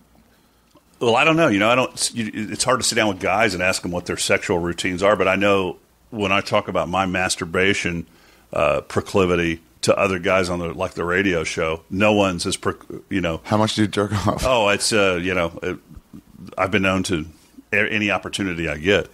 Just go and find a bathroom. But it's better now. No. I'm not one of those. I don't when I'm home. Okay. Yeah, no, none of that. Thank God, none of that came up. But I mean, who knows what could have happened? How it could have gone off? I could have been, the guy who goes off and has some sort of weird deal where he has to look in windows or something. Oh yeah. And then just start doing it. Mm-hmm. So you're just home. You think about it, and you're like, okay, I gotta go do this. I just think just things trigger and that thing that when you're a kid and there's somebody telling you that you're doing something and it has to be secret. Yeah. It kind of it builds a. Is that what the guy said? Yeah. Oh yeah. Both of them. It was like, let's not talk. Well, the first one this. was kind of a thing where I was too young to even know to go tell anybody. I was 5 years old. Okay. But the second one, yeah, no, you don't tell anybody this goes on, this happens, or we'll all be in really bad trouble, and we won't be able to do this again, and you don't know what an orgasm is. You have one the first time, and you're like, what the fuck did I do? At 11. That was great. Yeah, when I used to do it, when I started, it was like nothing would come out because I hadn't been, I don't know, I hadn't hit manhood yet or whatever. Right. So it would just feel good. I didn't know what I was doing. I was like, this feels awesome. Yeah. So, I forgot what I was going to say now. You start to, you're colored that way and you just kind of, I don't know, I completely lost my train of thought on that. Once a guy tells you not to tell anybody. Oh, yeah, the secrecy around it. So now there's this secrecy around it, and it's this this thing that I can go off and do, and there becomes this, what is it, the taboo of it all? So you... Oh, yeah. It's kind of like when you smoke pot and it's illegal. Yeah. Hey, man, we're going to go do this. It's a little more exciting. It makes you feel good. It's a little more exciting when it's taboo. Yeah. So that's always been... You got to go in an alley. My sexual life has always been based on that I'm doing something. And then here's the other weird thing. Yeah. I feel guilty every time I have an orgasm, even with my wife. Really? Yeah. Now, that's a lot better now. It's a lot better now because there would always be that thing like, what have I done? Oh, my God, this is even when you were trying to have a baby? Well, yeah, but I mean, like I said, it's been. Let's say it was on a scale of 1 to 10. Now we're down around a 1 or 2. I'm at the point in my life where it's like fuck whatever residual feelings I have in my head. Fuck that. It's the same thing what we were talking about earlier with the racism and everything else. It's a passing thought, and you go, oh, that's silly. But you feel guilty though when you come. Then you're like, yeah, about a 1 or 2 now because that. You were made to feel that way at such an impressionable age. Like this is a bad thing I just did? Wow. Yeah. And so was there any link of because I know when kids get any sort of attention, they're like, this is good, this is nice. Right. So was there any sort of guilt associated with, oh, these are bad feelings, but I kind of like the attention? No, absolutely, because my parents were both really hardcore. My mother was an all-day drinker, lost her job, and I had to take care of her, the whole thing. And my dad was a guy who'd come home at night, and if you didn't catch him within the first 30 minutes, he'd be completely bombed. Pass out every night. Really? Pass out every night. So you didn't get any attention from them? He died of a massive heart attack when he was 60 years old at the treadmill. He went to the doctor to check his heart. And he died there? He died of a massive heart attack. And my mother became a recovered alcoholic, and she became really, really nice, sweet lady, the last 20, 30 years of her life. But those teenage years, man, is something else. And I didn't even really realize, I used to get mad at people. They'd be on some show crying about their childhood or whatever. I'd go, grow the fuck up. Really? You didn't have any sympathy for them? And I didn't think it really affected you. And then when I hit my 40s, actually, then I went, oh, that's why I'm that way, or this is why I'm that way. Yeah, you can trace directly. Yeah, and it really when you see somebody who's insecure or having trouble, I tend to be a little kinder to them now, especially when they call the show or something. Somebody calling with some sort of mental issue, I tend to be a little bit more instead of saying caring. buck up and fuck you. Yeah, because you can't. There's times you can't buck up, and I was in and out of hospitals in my 20s and early 30s. That's how I got with depression. Like once I went through bad depression, when I see other people going through it, it's like I sort of get it to the point where I can talk normally to them about it. But are you like this? Because I've had bad depression my entire life, off and on. Which is weird because you're the Chuckles the Clown in the morning, and you feel like you're suicidal. There's so many comics who feel that way. And you got to go in and hit the button and go, "Good morning, everybody." It's when you're out of depression. Yeah, it's impossible. It's still impossible to remember what that person feels like. In other words, you can't put your finger on how bad it feels until you're actually in it. If you're still in it, you could. Yeah, I sort of remember like the feelings like of hopelessness or wanting to just sleep. Yeah, so I don't ever tell people like, here's what you have to do. I just feel like, yeah, that sucks. Yeah, I used to recommend people go get medication, but I think most of that medication's bullshit. Oh, I love it. Oh, you do really? It's completely helped me. What do you take? Decipramine. Yeah, it's some 80s. Is that one of the old? That's one of the old ones. Yeah, they said they stopped because it gave people lightheadedness. It makes your mouth really dry when you first started. Maybe. I don't remember. I remember it gives me like low blood pressure. If I stand up, I have to like hold on to something. Was it called Elavil? It's one of the old ones though, right? Yeah. He said it went out of style in the 80s, but it works, and it covered up everything that made me want to kill myself all the time. Do you think it worked, or do you think you just got out of it? You still taking it now? Yeah. Yeah. It was like a clear break. Right. Of like I took a bunch of other drugs to try. Yeah, I did. Well, I had one that worked like that. That seemed like it popped me out in 3 days. I can't remember what it was called. Made me eat everything in the refrigerator, gain 20 pounds. Oh, I took those. Yeah. It gives you hyperphagia. Yeah. Where you could never feel full. Fucking horrible. What do you mean? It was awesome. No, it changed my metabolism. I used to weigh about 220 pounds, and I never got back to normal. I never got back to normal. I never got my weight down again. I'm 6'4", and I weigh about 255 right now. So that's in the middle of Texas range, right? Yeah, that's all right though. Like right there. You know? Nobody picks on me anymore. I'm not the skinny kid anymore. Big, tall guy. I remember getting high and having these epic meals for like 2 hours where I could just go to town. And I was like, this is nice. Right. Yeah, I took something like that.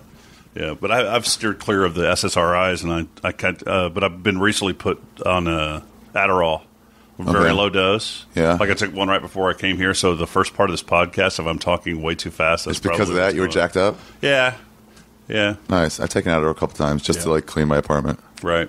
I think they tried having me on it when I was little for to concentrate, but they didn't. I don't know if it works, but I've lost 5 pounds, so I'm sticking with it. Really? Yeah. It gets me like in the zone of cleaning or doing. You ever done stand up when you're doing it? I did it later that night. Yeah. Yeah. And it was a little bit, but at least I have my material I can just rely on. Right. Well, did your parents ever find out about it?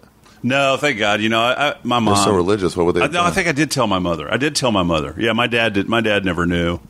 Well, let's go back up. They weren't religious. They ended up completely abandoning the church and becoming just. Oh, really? They fought brutally, and they divorced when I was 18, and I had to break up these brutal fights when I was a kid too. It's just crazy childhood. I should write a book, but I'm fucking lazy. Takes a while to write. Yeah, and it's not great memories, but you know, I have all sorts of crazy stories about my parents fighting and the stuff. I actually had my mother got called. The cops came to my mother called the cops once, and the cops came. This is in the late 60s, like around 68, 69. So I'm about 7 or 8. And the cops show up at the house, and my dad never really would punch my mom, but there would be shoving and wrestling, whatever. And the cops came and they asked my mother what was she doing that was pissing my father off, and to quit doing whatever it is you're doing to piss him off. Really? Yeah. Wow. Yeah, that was. What was that? The 60s or 70s? Yeah. Wow. Yeah. What are you doing to piss him off? Oh. Yeah. Man. But my mom never. I told my mom before she died, and she was really apologetic and sad that I'd had the childhood I had. Oh, you didn't tell her then? No, I told her about the abuse, and then I also gave her a real rough time. I gave her a hard time for the shit that I had to put up with her in high school, and she was great. She was really apologetic. There's nothing she could do at that point. But my dad never found out. No. I always feel after a lot of mushrooms, I always sort of see the world for just people for what they are, like places that they are. They're just like you're a radio DJ. Right. You're not completely unique from other radio DJs. Not right. You know what I mean? So I feel like when I see someone like your mom, where it's like, yeah, she was a drunk. And then you add a child there. Right. What's going to change? Like, how would I have reacted if I was a drunk and suddenly I had a kid too? Yeah. Probably wouldn't have been a great mom or dad or whatever I would have been. And you didn't know you were becoming. That's why I have such a hard time with my fucking sister.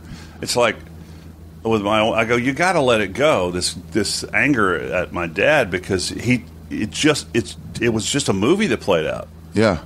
You know, it was like you put two beta fish together, they're gonna fight. You can't go back and relive it, and so holding all this in and all this and talking and getting so upset. I find my dad fucking hilarious now. Really? Yeah. Because all that stuff. That's why. Because you're like, he was ridiculous. What else can I fucking do except have fun with it? Yeah, those people are out there. Well, I tell you what you can do. You can stop being a goddamn queer and quit going to drama class and get yourself a real goddamn job. Was he like that? Oh, fuck yeah. He hated that I did theater in high school. He couldn't stand it. And I came home one night. I pulled me and two other guys had sex with a girl at a club in Tyler, Texas after the club closed one night. And I walked in. You double-teamed a girl? Yeah, we double-teamed a girl, and I walked in and I told my dad, I said, Dad, you're not going to believe what happened. I knew I could. That was one thing he did have going for him is you could say anything to him. And I said, Dad, this girl. And he goes, well, I'll tell you what, I'm glad to hear that because I thought with all that drama and stand-up comedy that you might be queer. Yeah, there's no way you could tell that guy that I jerked off or blew some other dude when I was 11. Oh, no. You aren't going to go home and go, hey, guess what just happened to me? Did you want to share that stuff with people? No, dude. I never said a word until I never told friends? the first time I ever told anybody I was on the air. Well, except with the exception of my mother and my sister. But the first time I told anybody else outside the family circle was live on the air. 6 years ago? Yeah, to the entire audience. Wow. Mm-hmm. So you held on to it for that long without really sharing it at all? Yeah, and I was... Not that you should or shouldn't. I was hospitalized for depression in the late 80s and early 90s several times, and I never fucking told a psychiatrist. That never came up? Never told him. Scared to tell. It's always that tag of you're gay. Always that tag of you're a faggot. Yeah. Because you did that. Always in the back of my head. Yeah. And you would think if you're spending $30,000 at a mental hospital... You would fucking tell them everything, but I never told anybody. Because of your upbringing, it's like embarrassing to have done that thing. You were queer. Yeah. You didn't want to be that, so you just I just won't say anything. Really, you were just a little boy. Did you did you think like maybe I'm gay? No, I really didn't. I just always fucking have been in love with women. You know, just always. There was always something. And it was always centered around like dirty magazines with girls and stuff. Yeah. And it was always had to do with, you know, that was the arousal point for the dude too, for the guy who molested me too. That seemed to be, I don't know, the magazines, but there was something else. You know, who knows? Maybe that guy was getting fucked. I don't know what was going on. What? Yeah, there probably something happened to him. Yeah. Did you ever find that guy? No. I had a therapist one time that wanted to hunt down, that was going to look up one of the guys. The guy that when I was 11, that guy's dead. He's dead. Yeah, he's dead. You found him. Yeah. Oh yeah. Or you tried to. Yeah. Well, yeah, but it wasn't. I was fun. I always knew him. He was a friend of the family. Okay. You know. And that was the other thing. You didn't want to cause trouble. You didn't want to get somebody in trouble with something that they'd done to you. It wasn't like it is today. You didn't want to get them in trouble. No, you didn't dare get them in trouble. It's not. It was different than. Why? Why wouldn't you get them in trouble? It was just a thing you didn't talk about. You didn't ever hear of that. It was not. But for example, there was a guy in East Texas when I was growing up who was now in prison in Texas, and he was a radio guy. And I was getting into radio. I was 17, and I was working at the station. And my old man said, "Yeah, you want to."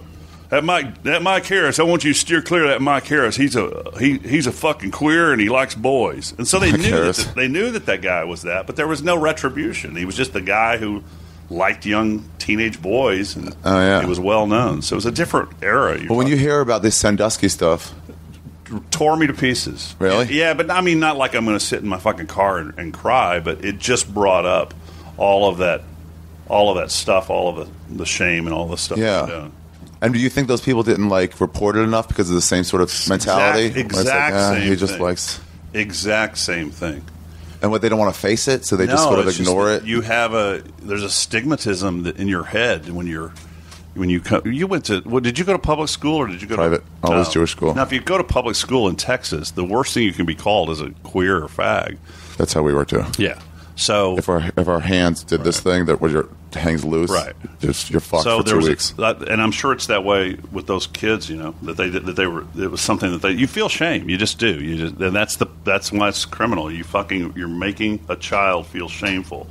And then on top of that, you had the shameful. And it's not shameful for shoplifting or something. They're like, our society doesn't allow that. I think it ought to be illegal to fucking indoctrinate your kids into a religion when they're that young, because you're teaching them guilt about themselves. I mean, that's an extreme view. I know. I just think it's a bad thing to tell a kid that he's born of sin and he's a sinful person and he's a horrible person and he does all these horrible things. It's just such malarkey. I still feel like there's always stuff from your childhood, but if I can't ever tell a girl that I want you to blow me. I feel like it's like victim-y.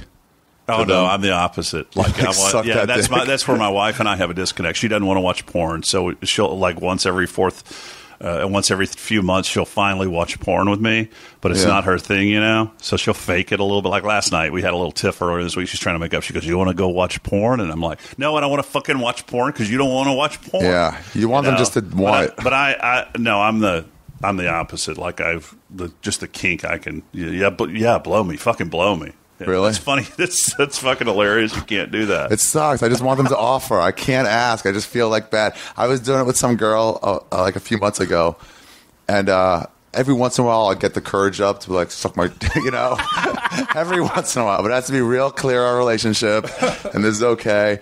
And then I said that, or I was like, I'm going to come in your mouth or something like that. And then I grabbed her head and just like a little bit, and then her necklace hooked onto something. And it broke. I didn't see that, or the latch broke or something. But she looked up with like this fake crying face, and I was like, "No, it's okay. It's okay. You don't have to do this. I'm sorry. I shouldn't have said it like that." I felt so bad. Sex is weird, man. Like when you asked me, like I didn't know you were going to bluntly ask me what went down. Yeah. And it's easier when I'm on the air. I could talk about it and parse it, and the way you have to do for a stupid commercial listening audience. You have to act like there are children around, which there aren't. But when you were asking me, I started getting sweaty under my arms. Really? Yeah, my mouth got really dry. And is it still a moment of like a feeling of embarrassment? Because it's different. You and I are sitting in a hotel room and we're actually having a normal conversation. Yeah. And I'm not used to giving details in a casual setting. Yeah. If I'm on my platform, on my stage, behind the mic where I've been working for years, then it's different. I can make jokes about it, and that's how I feel on stage. But when you said what actually went down, I was like, well. That's how I feel on comedy stages, where I can say stuff to an anonymous audience that I couldn't ever say to somebody one-on-one. I envy that, man. I always wanted to do that, and I may still someday go back and just do it for fun. But I fucking envy stand-up guys, and I just hope that the crazy.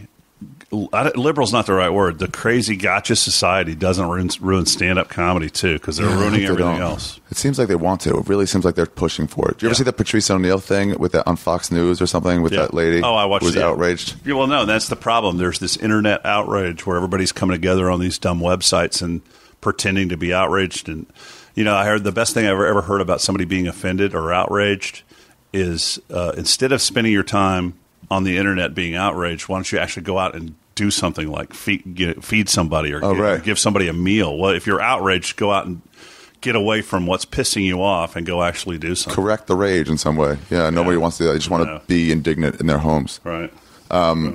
Jeff Ross said something recently, which I liked, was like, well, don't worry about fucking words that sting. Worry about bullets that kill or some actual things that are going out there. Right.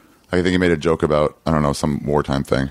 Yeah, it's but no, it's this thing where we just sit in a bubble and pretend that. And the problem is, no one can defend. Like you can't. Like when Don Imus had his thing, where he said nappy-headed women or whatever. Nappy-headed hoes. Yeah, shitty thing to say, but fuck, who cares? It's an old guy. But it's tough to defend that guy because then you're like, no, I don't say those things. I just want him to be able to. I want old dumb rednecks to be able to be old dumb rednecks. We're trying to fix something you can't fix. And if you defend those people, then you're a dumb redneck too in some people's minds. But you're not. He still thinks that way. Yeah. I had the Grand Dragon of the Ku Klux Klan on my show years ago. Whoa. He talked with a lisp. He was the Grand Dragon of the Ku Klux Klan in Texas, and I said the reason you're so hateful is that people made fun of you. Oh, right. Because of the lisp. And he was like, his eyes got big as a circle, and he's like, no, that's not it. That's not it at all. And I go, yeah, that is. I mean, then why are you hateful? You and I then? come from a similar background. I exactly know you went in this direction, I went in this direction. But I support your right to sit there and be, Yeah, there's no right reaction to have. It just whatever happens, right? Yeah. Did you get into weird kinky stuff like choking or anything like nuts? No. I've never been into the S&M stuff at all. Okay. No, not at all. The sadomasochistic stuff doesn't appeal to me at all. I've had it on the show back in the day before Janet Jackson's Titty. We would have women come in and spank each other and strippers and things like that. Spanking each other never did anything for me. Yeah. It was always like faux. I always like pulling a girl, like not a little, pulling the back of her hair. Grabbing like a big chunk of it. Back of her hair, a little so she bit. knows who's the boss. That's about it, yeah. I got really into choking at some point. This girl in San Diego asked me to choke her. No. And I was like, I shouldn't do that. No, that is. But then once I did it, I was like, oh, I like this. Whoa. Something just went off. What? I've had that. I've had some girls ask me to choke them. Yeah. But I'm like, man, that just ends with a bad headline the next day. Yeah. So. My friend says he always has sex with condoms, not because he's worried about pregnancy, but because he's worried about coming inside a girl and then leaving and then her getting murdered and then his DNA will still be there. He'd have to explain it. How did it affect your relationship with God? The molestation? Yeah. I don't know. I've had doubt. I just doubted religion when I was 14 years old. I'd go to these church camps and my parents would be fighting like crazy, so my sisters would yank me out. They were older, and they would send me these to go to these things. Yeah, they sent me these Church of Christ church camps, like in Medill, Oklahoma, or in Colorado, and it was this craziness where all the older teens would be making out on the back of the bus. The 8-hour drive there, and it was just nothing but singing and Bible study all fucking day long. I mean, all day long. This indoctrination, and they did this thing one time, like Jesus camp. Yeah, and they did this thing one time where they said. Go out into the woods and don't come back in until God has spoken to you. Oh, come on. To a fucking kid? 13 or 14. So you just got to make something up, right? No. I went out into the woods, and all of a sudden, I'm seeing kids leaving the woods, and they're crying. They got tears running down their eyes, and you got your Bible with you, and you got you're supposed to be reading all the different parts of the Bible. And I'm waiting, and I'm waiting for to hear some voice, and I'm waiting for some part of the sky to open up. Yeah. And the one thing my old man gave me was this bullshit meter. And I'm really good at detecting when people are full of shit. I've always been able to do it. I always knew when a girl was cheating on me. I could always tell when something was going on with a friend where I was getting. There's just this detector where you go, this is fucking bullshit. And I'm sitting there and at 14, and I came back, and I remember being the only one in the group that said, I didn't hear a thing. No one talked to me. Everyone else said yes. Yeah. And I just have always had a doubt about religion since then. Drove my mother crazy when she got sober. She was like, you got to go back to church. You got to read your Bible. I was like, no. Why? Why? Why go waste my time pretending in something? And then the old fallback, I forget what it's called. There's actually a name for it where you just believe just in case. That seems like that's agnostic to me. Yeah, it's not possible to believe if you don't believe. Right. So, yeah, you're right. And people are like, well, maybe the idea that's like, but you never know, like that reasoning, right? But you never know, but maybe, yeah, that you won't accept that in any other part of your life. And maybe bears talk, like no, they don't, like, but maybe. Well, the old thing, and fuck you. Let's say my best friend is a hardcore born again Christian. He still lives in East Texas, and we get in these arguments, and he'll go, "Oh yeah, the Big Bang that just happened." And I go, even if the Big Bang didn't happen, the fallback, there's a billion possibilities other than before the Bible comes along. And they just don't get it. My friends, when they were trying to convince me not to leave the faith, like when I was starting to have real crises of faith, where I was like, I don't think I'm into this. I don't think I believe it. It's not in my heart. And they were like, well, how do you think the earth was made? Do you have I'm like, I don't know. I'm like, see? And then I was like, no. How do you think the telephone was made? Well, do you know how that works? If you grow doesn't mean it's God. If you grow up in a Christian family, you will get the old. Well, this is the devil tempting you. This is the test. But then you can't ever talk. You can't prove it or disprove it. Have you ever read the New Testament? Not really. It's got all sorts of catch-22s built in it, really? So that you'll stay in it. It's kind of like Amway. It's once you get in, you can't get out. Or like the mafia, there's all sorts of catch-22s. If you find something. if you're having doubt, it's Satan tempting you. Wow. It's the scary other beast walking around the planet. Wow. Wait, so you had to that dude was in your community? You had to run into him and stuff? It just didn't go on? Yeah, but that was only 2 years and we moved. Okay. So it was over with. And then you heard about him or something? Yeah. But you just knew that was a thing that happened and whatever. Yeah, but never talked about it until just 5 or 6 years ago. What was I hate comparing things. But what was more what was worse, the getting blown or blowing him?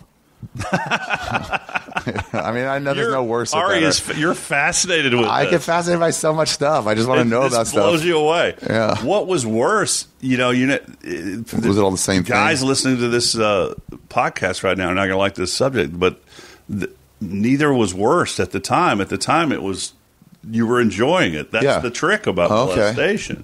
But now that I'm older, I don't. You were just enjoying the good feelings. But I don't sit around and fucking worry that a dick has been in my mouth. It's hilarious. No, yeah, not that. But that's hilarious to me. That's funny to me that we make such a big deal, that men make such a big deal about sexuality. Yeah, women don't really. No, they don't. That's why lesbianism is considered cool, That's why every guy wants to see two girls get it on. Yeah, it's if you touch a penis by accident, you're like, ah. The worst part nothing's of it, gonna happen the worst part of it for me was that it became this big secret. The worst part is that it sexualizes you way too early. Yeah. That's the worst part. Yeah, 11 is too early. Second worst part is it's this story that resides in the back of your head that you can never tell anybody, that you can't admit to, that you can't let out. And it's been, it's absolutely, been freedom to let that out.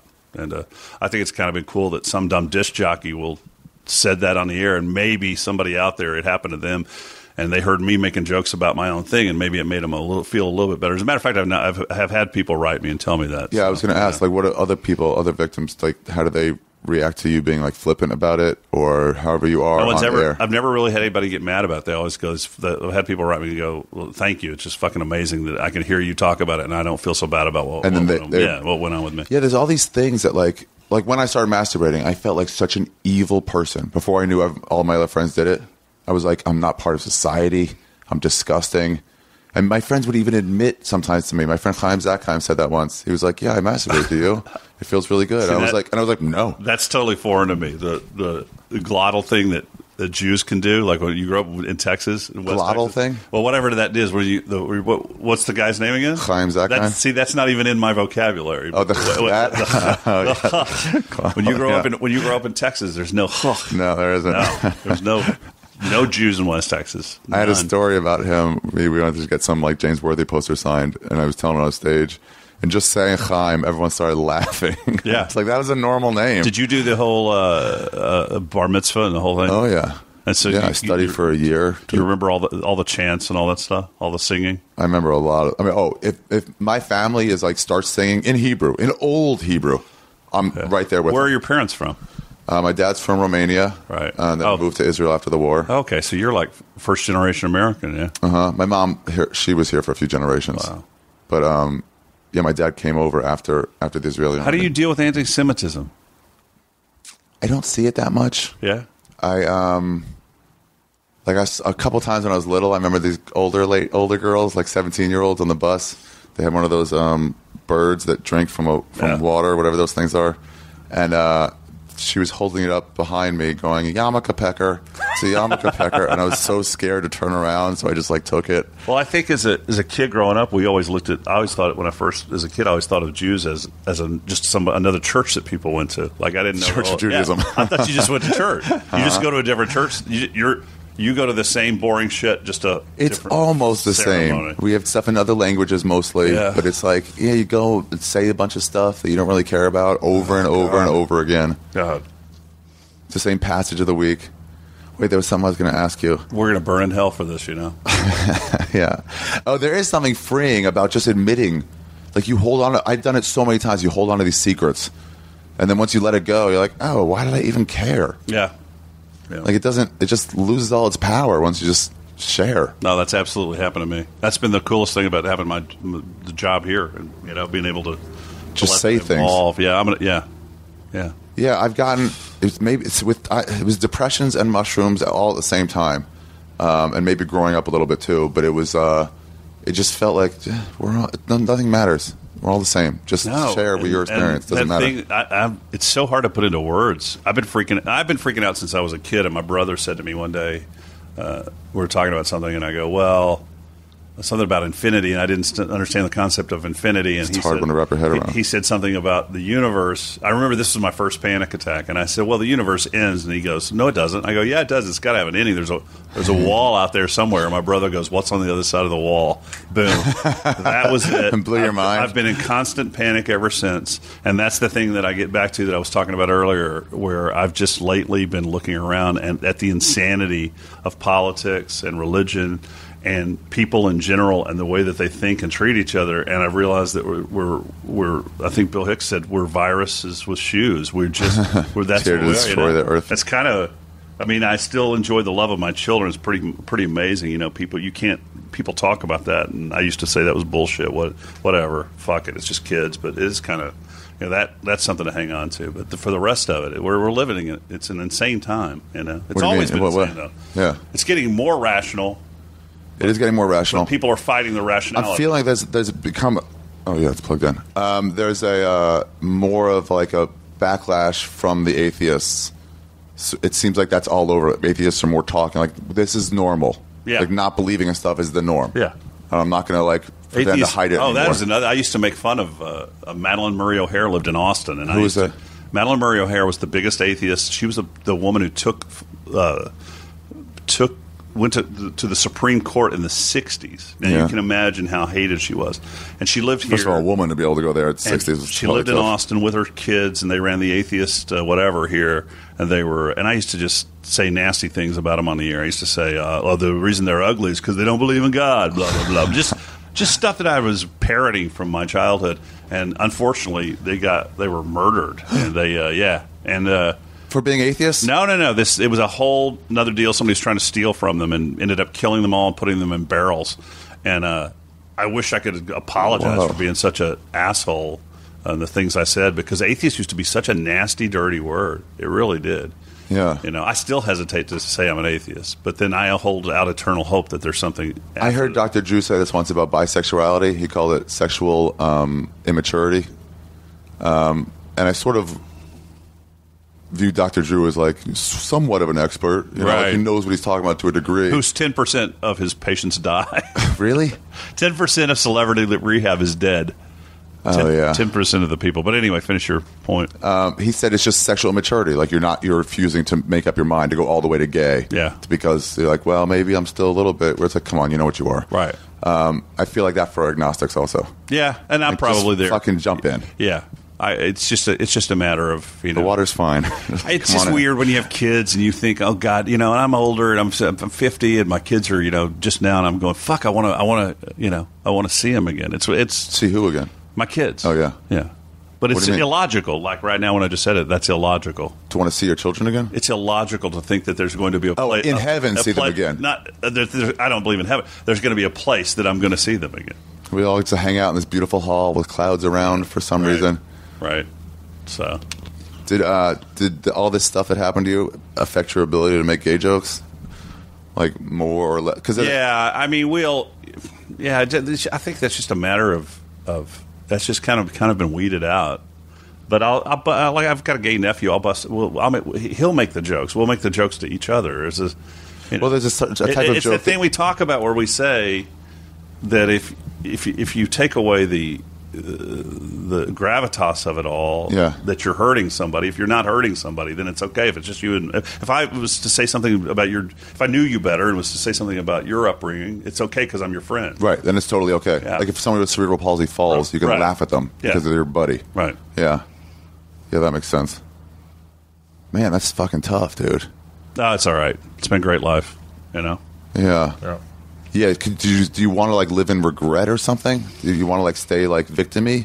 Because you don't seem like it at all. Look, I've popped out a little bit. I mean, I still have really bad depression, and I have times where I worry about what's the next career for me, because radio has just gotten so weird, you know. And I know I can podcast, and but I've got these kids, and I'm always wanting to go back and live in the depression and and I do sometimes, but I also What do you mean you want to go back and live there? So there's times where enough stuff will happen to me, and I'll get really down and cyclical in my thinking, and I'll get into that. My wife has had to put up with it a little bit earlier this year, but when I think about where the stuff I came from, I can't believe I made it through what I did. Do I wish I was in L.A. or New York doing radio? Or had a syndication deal like Glenn Beck or something that was the kind of stuff that I like. Yeah, I do, absolutely. But I'm not bitter about it anymore. Yeah. I know the shit that I've done on the air, the kind of show that we do where we're having fun and we're laughing. You've been on the air here for 26 years? 25 years, almost 26. Since you were in your 20s? Yeah, since I was 20, moved here when I was 25. Yeah, part of you must. I mean, you seem like a normal. Part of you must be like, well, that's pretty lucky. No, yeah. So I just go...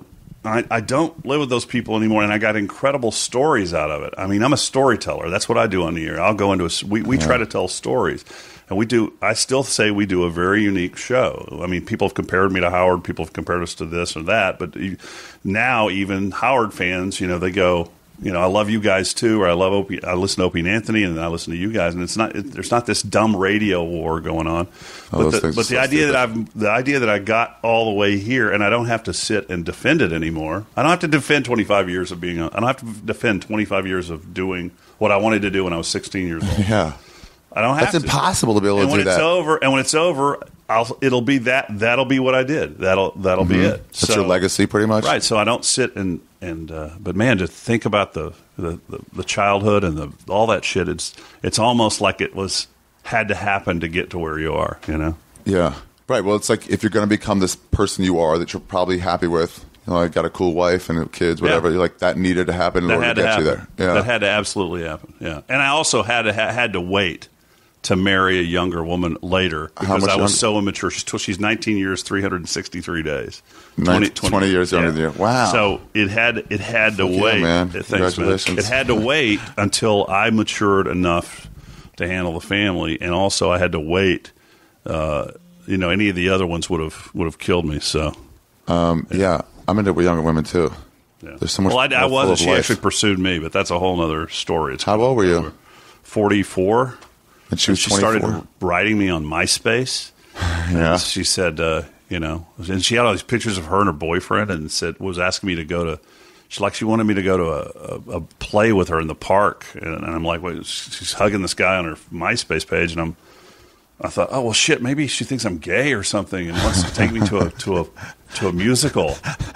Yeah. And anyway, she writes me one day and says my boyfriend broke up with me, and I said, well, let me take you to dinner. And it was the first time I'd ever taken a chick to dinner without thinking I'm going to try to fuck her.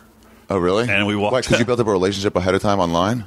Yeah, we knew each other. We did some events together. Okay. And she was way out of my league, and then in terms of hotness. Oh yeah, okay. And I was just like, well, this isn't going to happen. She's too young. So we go to this dinner, and I talk to her about, well, you need an older guy in his early 30s who's not wanting to fuck everything that moves, and it'll get better. And as we're walking out, she grabbed my hand and said, hey, let's go get another drink. And the next thing I know, we were fucking pregnant, and now here we are. Wait, really? Yeah. But like right away? Oh, 6 weeks we got pregnant. Fucking crazy. And nobody said it would last, so. Oh, yeah. Yeah. You want to ask for apologies to those people, don't you? No, not really. I think it's funny. Yeah. We still have to, man, and I don't know if it will last. I don't know. You just don't know, but fuck, I want to get an apology from every one of my friends when they demeaningly was like, when they got married or found some girl, like, you just haven't been in love yet. You'll find the right girl. I want, when every one of them got divorced, I want them to be like, hey, remember when you said that? Yeah. Like, that was really annoying. Yeah. But you never know. Oh, yeah, absolutely. Yeah. I never thought I'd have kids. I was at that point where I go, I'll never have kids. I'm going to be like my high school speech teacher, Yeah. How was it being like an older father? So far, it's okay. I'm sure it's you're not tough. older. It's tough because you just can't move like you used to move, and you can't get it, And my wife wants to do every fucking event that happens. She wants to go to ACL, Austin City Limits Festival. She wants to go with the kids. No, she wants to do everything. Tonight we're going out. We're having dinner. Yeah. That's the weird thing. I'm having shock jock. I'm close friends with the police chief here, so we're going to dinner, which is kind of a weird kind of relationship, but it's actually kind of interesting. So yeah, that's the weird thing for me when I date younger people, because they want to do stuff that like 23-year-olds want to do. Right. And you're like, that's cool. I just don't have the energy to do it 4 times a week. And it gets worried. No. And I don't. I don't have the, and I'm up at 4:15 every morning. Yeah. And I got to be in bed by 10. And so it's, I've relegated it to the weekends, and she just packs the weekends. Full of things to do. Yeah. All right. She's actually downstairs waiting on me. Is she really? Yeah. You left her in the car? No. She went and did some shit. Okay. And spent some money. Nice. She writes, "Oh my God, your sister's house was nasty. We're outside, but take your time." So there you go. Do you want to say your Twitter address or anything? Yeah, I'm Dale Dudley. That's DALEDUDLEY on Twitter. And then we also have taintandteabag.com, which is spotty, but we're doing a live podcast next Friday, so there will be a new one up. And we've done one in a year is not enough. You got to do. No. I know, dude. And we did a ton of them last year, but it's just a matter of getting together on the weekends now to do this. Right. But we're going to try to do more. We're doing a live one, so that's taintandteabag.com, and that's on iTunes. And then the radio show, which is available every day. Best way to listen to it live is on TuneIn app or Stitcher. And then if you want to listen to it later on, podcast, it's on iTunes, KLBJFM, Dudley and Bob, which sounds silly and goofy. Taint and Teabag. I love those things that nobody even really notices. Thanks for letting me do this, man. And, no, thank you for doing appreciate it. And I love you. And I'm always worried that I'm not going to get a chance, like if the radio show ends, I'll never get to say thank you to you and Joe and all the guys who've done it. But for what? Oh, yeah. I'm just coming through and, Yeah, it just seems like a cool, fun thing. Hooking up and being able to do something. The only hard part is waking up. Getting out of bed. Yeah. But then once you're out, you're like, this is better than... Honestly, your show is way, way cooler than some of the stuff you get subjected to. Yeah, well, thanks. I appreciate it. We're trying. Yeah. We're trying. There's a few shows like that I wouldn't mind. Like O&A is one of them where it's like, hey, if I'm there and I got nothing to promote, I'll just come in. Yeah. Just because it's sort of enjoyable. Yeah. As long as I can get myself to wake up. Right. Love those guys. Yeah. Well, thanks, man. Thanks, man. I appreciate it. Appreciate it. You should do. Have you ever done your podcast like right after you finish the radio? Just gone out to eat. Oh yeah, we've recording? we've actually gone to the office and done it with some folks. Yeah. Yeah. It's hard to actually get to do it. Once you do, it's like. Yeah, cool. but once you get off the 4 hours of radio, you don't want to do anything. Last thing you want to do is pick up a microphone. Yeah. All right, man. Thanks. All right, cool. I'll talk to you later.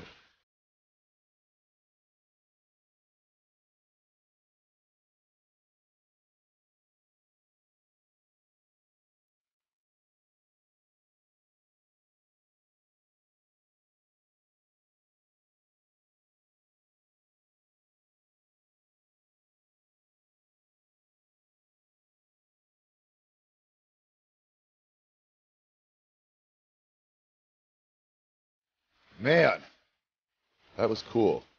I'm doing the wrap up right now. I don't usually do these like right afterwards. Oops, I'm recording with both. But I figured, why not just do it right when I finish hearing it. That was awesome. I really like when people are into not overly emotionalizing a subject. Let's just talk about it normally. And man, Dale did. That was great. Thanks, man. Thank you very much for doing that. That was cool. I guess let me say a couple things about my sponsors again. Amazon.com. If you go through my website, and fuck, I forgot to give them the $50. Fuck. All right. Well, next time I'm in Austin, somebody remind me to give that guy $50. Fuck. Oh, he's already gone. Maybe Bearden will show up tonight. Crud munch. Anyway. Yeah, Amazon.com. If you go to my website and click on the Amazon banner and then do your Amazon shopping, then I get paid. And so then that'll help get me money that I can forget to give to my guests once in a while, like I just did for Dale. Fuck, maybe I'll give Bearden the money or see if somebody's going to be here.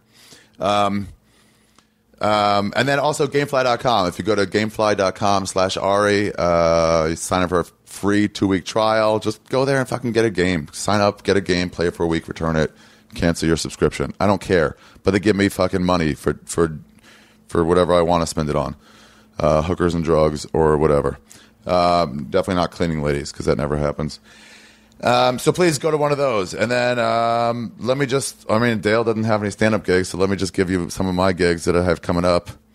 Who knows when this is going to come out. I'll just run through them quickly. Crackers in Indianapolis, September 26th through the 28th. La Jolla in San Diego with Renazisi and Steve Simone, October 12th, 13th. The DC Improv, October 19th through the 21st. Helium in Portland, Oregon. Helium, October 25th, 26th, 27th. Then Calgary, I got Yuck Yucks, November 1st, 2nd, and 3rd. House of Blues in Chicago, November 8th. If the tickets aren't already sold out, you should get them already. It's me and Joey Diaz doing a show at the House of Blues in Chicago, November 8th. It's available on Ticketmaster. Hurry up and get those tickets. And then right from there, I'm going to the New York Comedy Festival. I'm doing the Stand.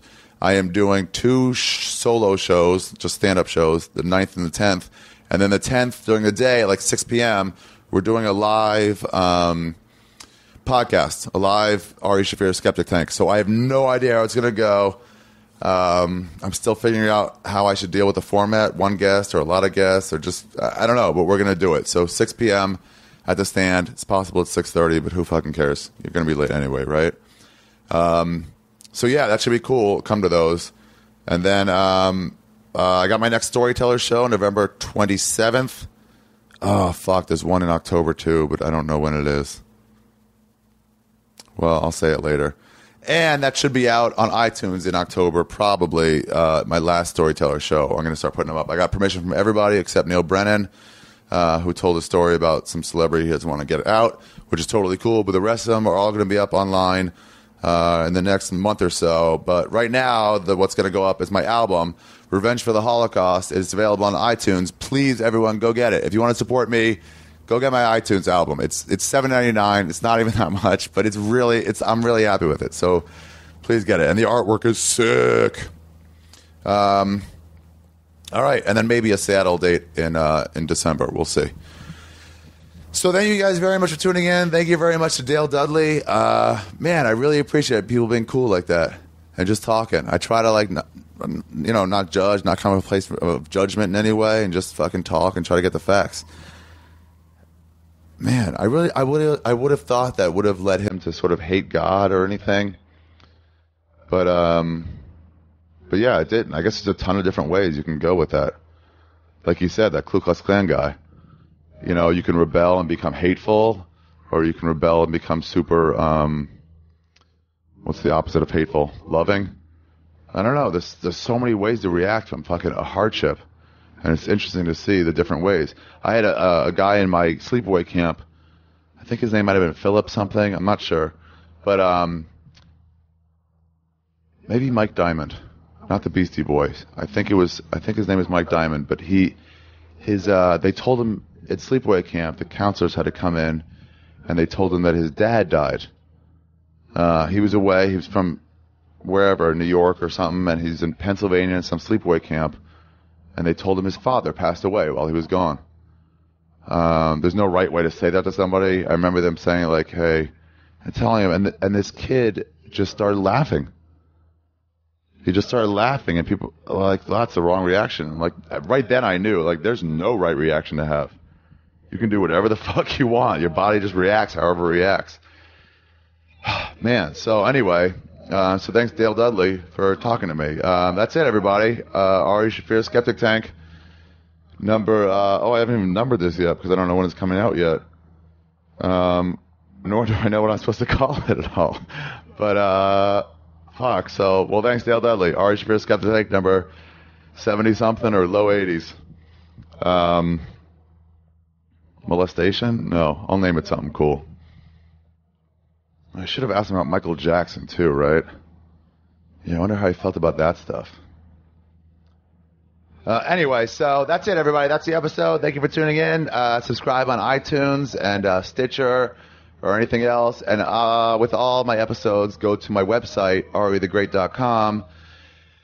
And you can see extra features, like the music I use. I usually put some videos up of the music I use for the episode. People want to know what it is. And anything else might be germane to the episode that I remember. And that's it, you guys. Thanks. Seriously, thanks, Dale. I'll see you guys next week. Oh, and also go to my website for all my tour dates. The merch is there also, but really the only reason I do any of this is come see me live. See me live. That's all I care about in life. That's all I care about. Come see my show. I'm really happy with my stand-up right now, so come see it. Thank you. I need audience members. I don't want to shove my art down your throat. I don't want to be like Edgar Allan Poe saying, listen to my poem. But But like, I need a to be a good big audience. It makes it better. If there's 7 people there, it's not as fun as if there's 700. So I want everyone to come out. It's just a better experience for me. It's a selfish thing, but I will have more fun if you come out. Plus, if you listen to this podcast, you're cool, probably. Like if you've made it that far through a child molestation story, you're probably cool. You have an interesting mind that wants to hear about this stuff. Or you're a child molester and you got some weird sexual pleasure out of it. But chances are you're just cool. So you're the type of person I want to come to my show. People afterwards talk to me all the time about episodes they've liked, and I sort of like that. I like hearing about it. So yeah, say hi after the show and tell me about the stuff you like in particular. I enjoy hearing it. All right, this wrap up has lasted way too long. So thank you. Goodbye, everyone.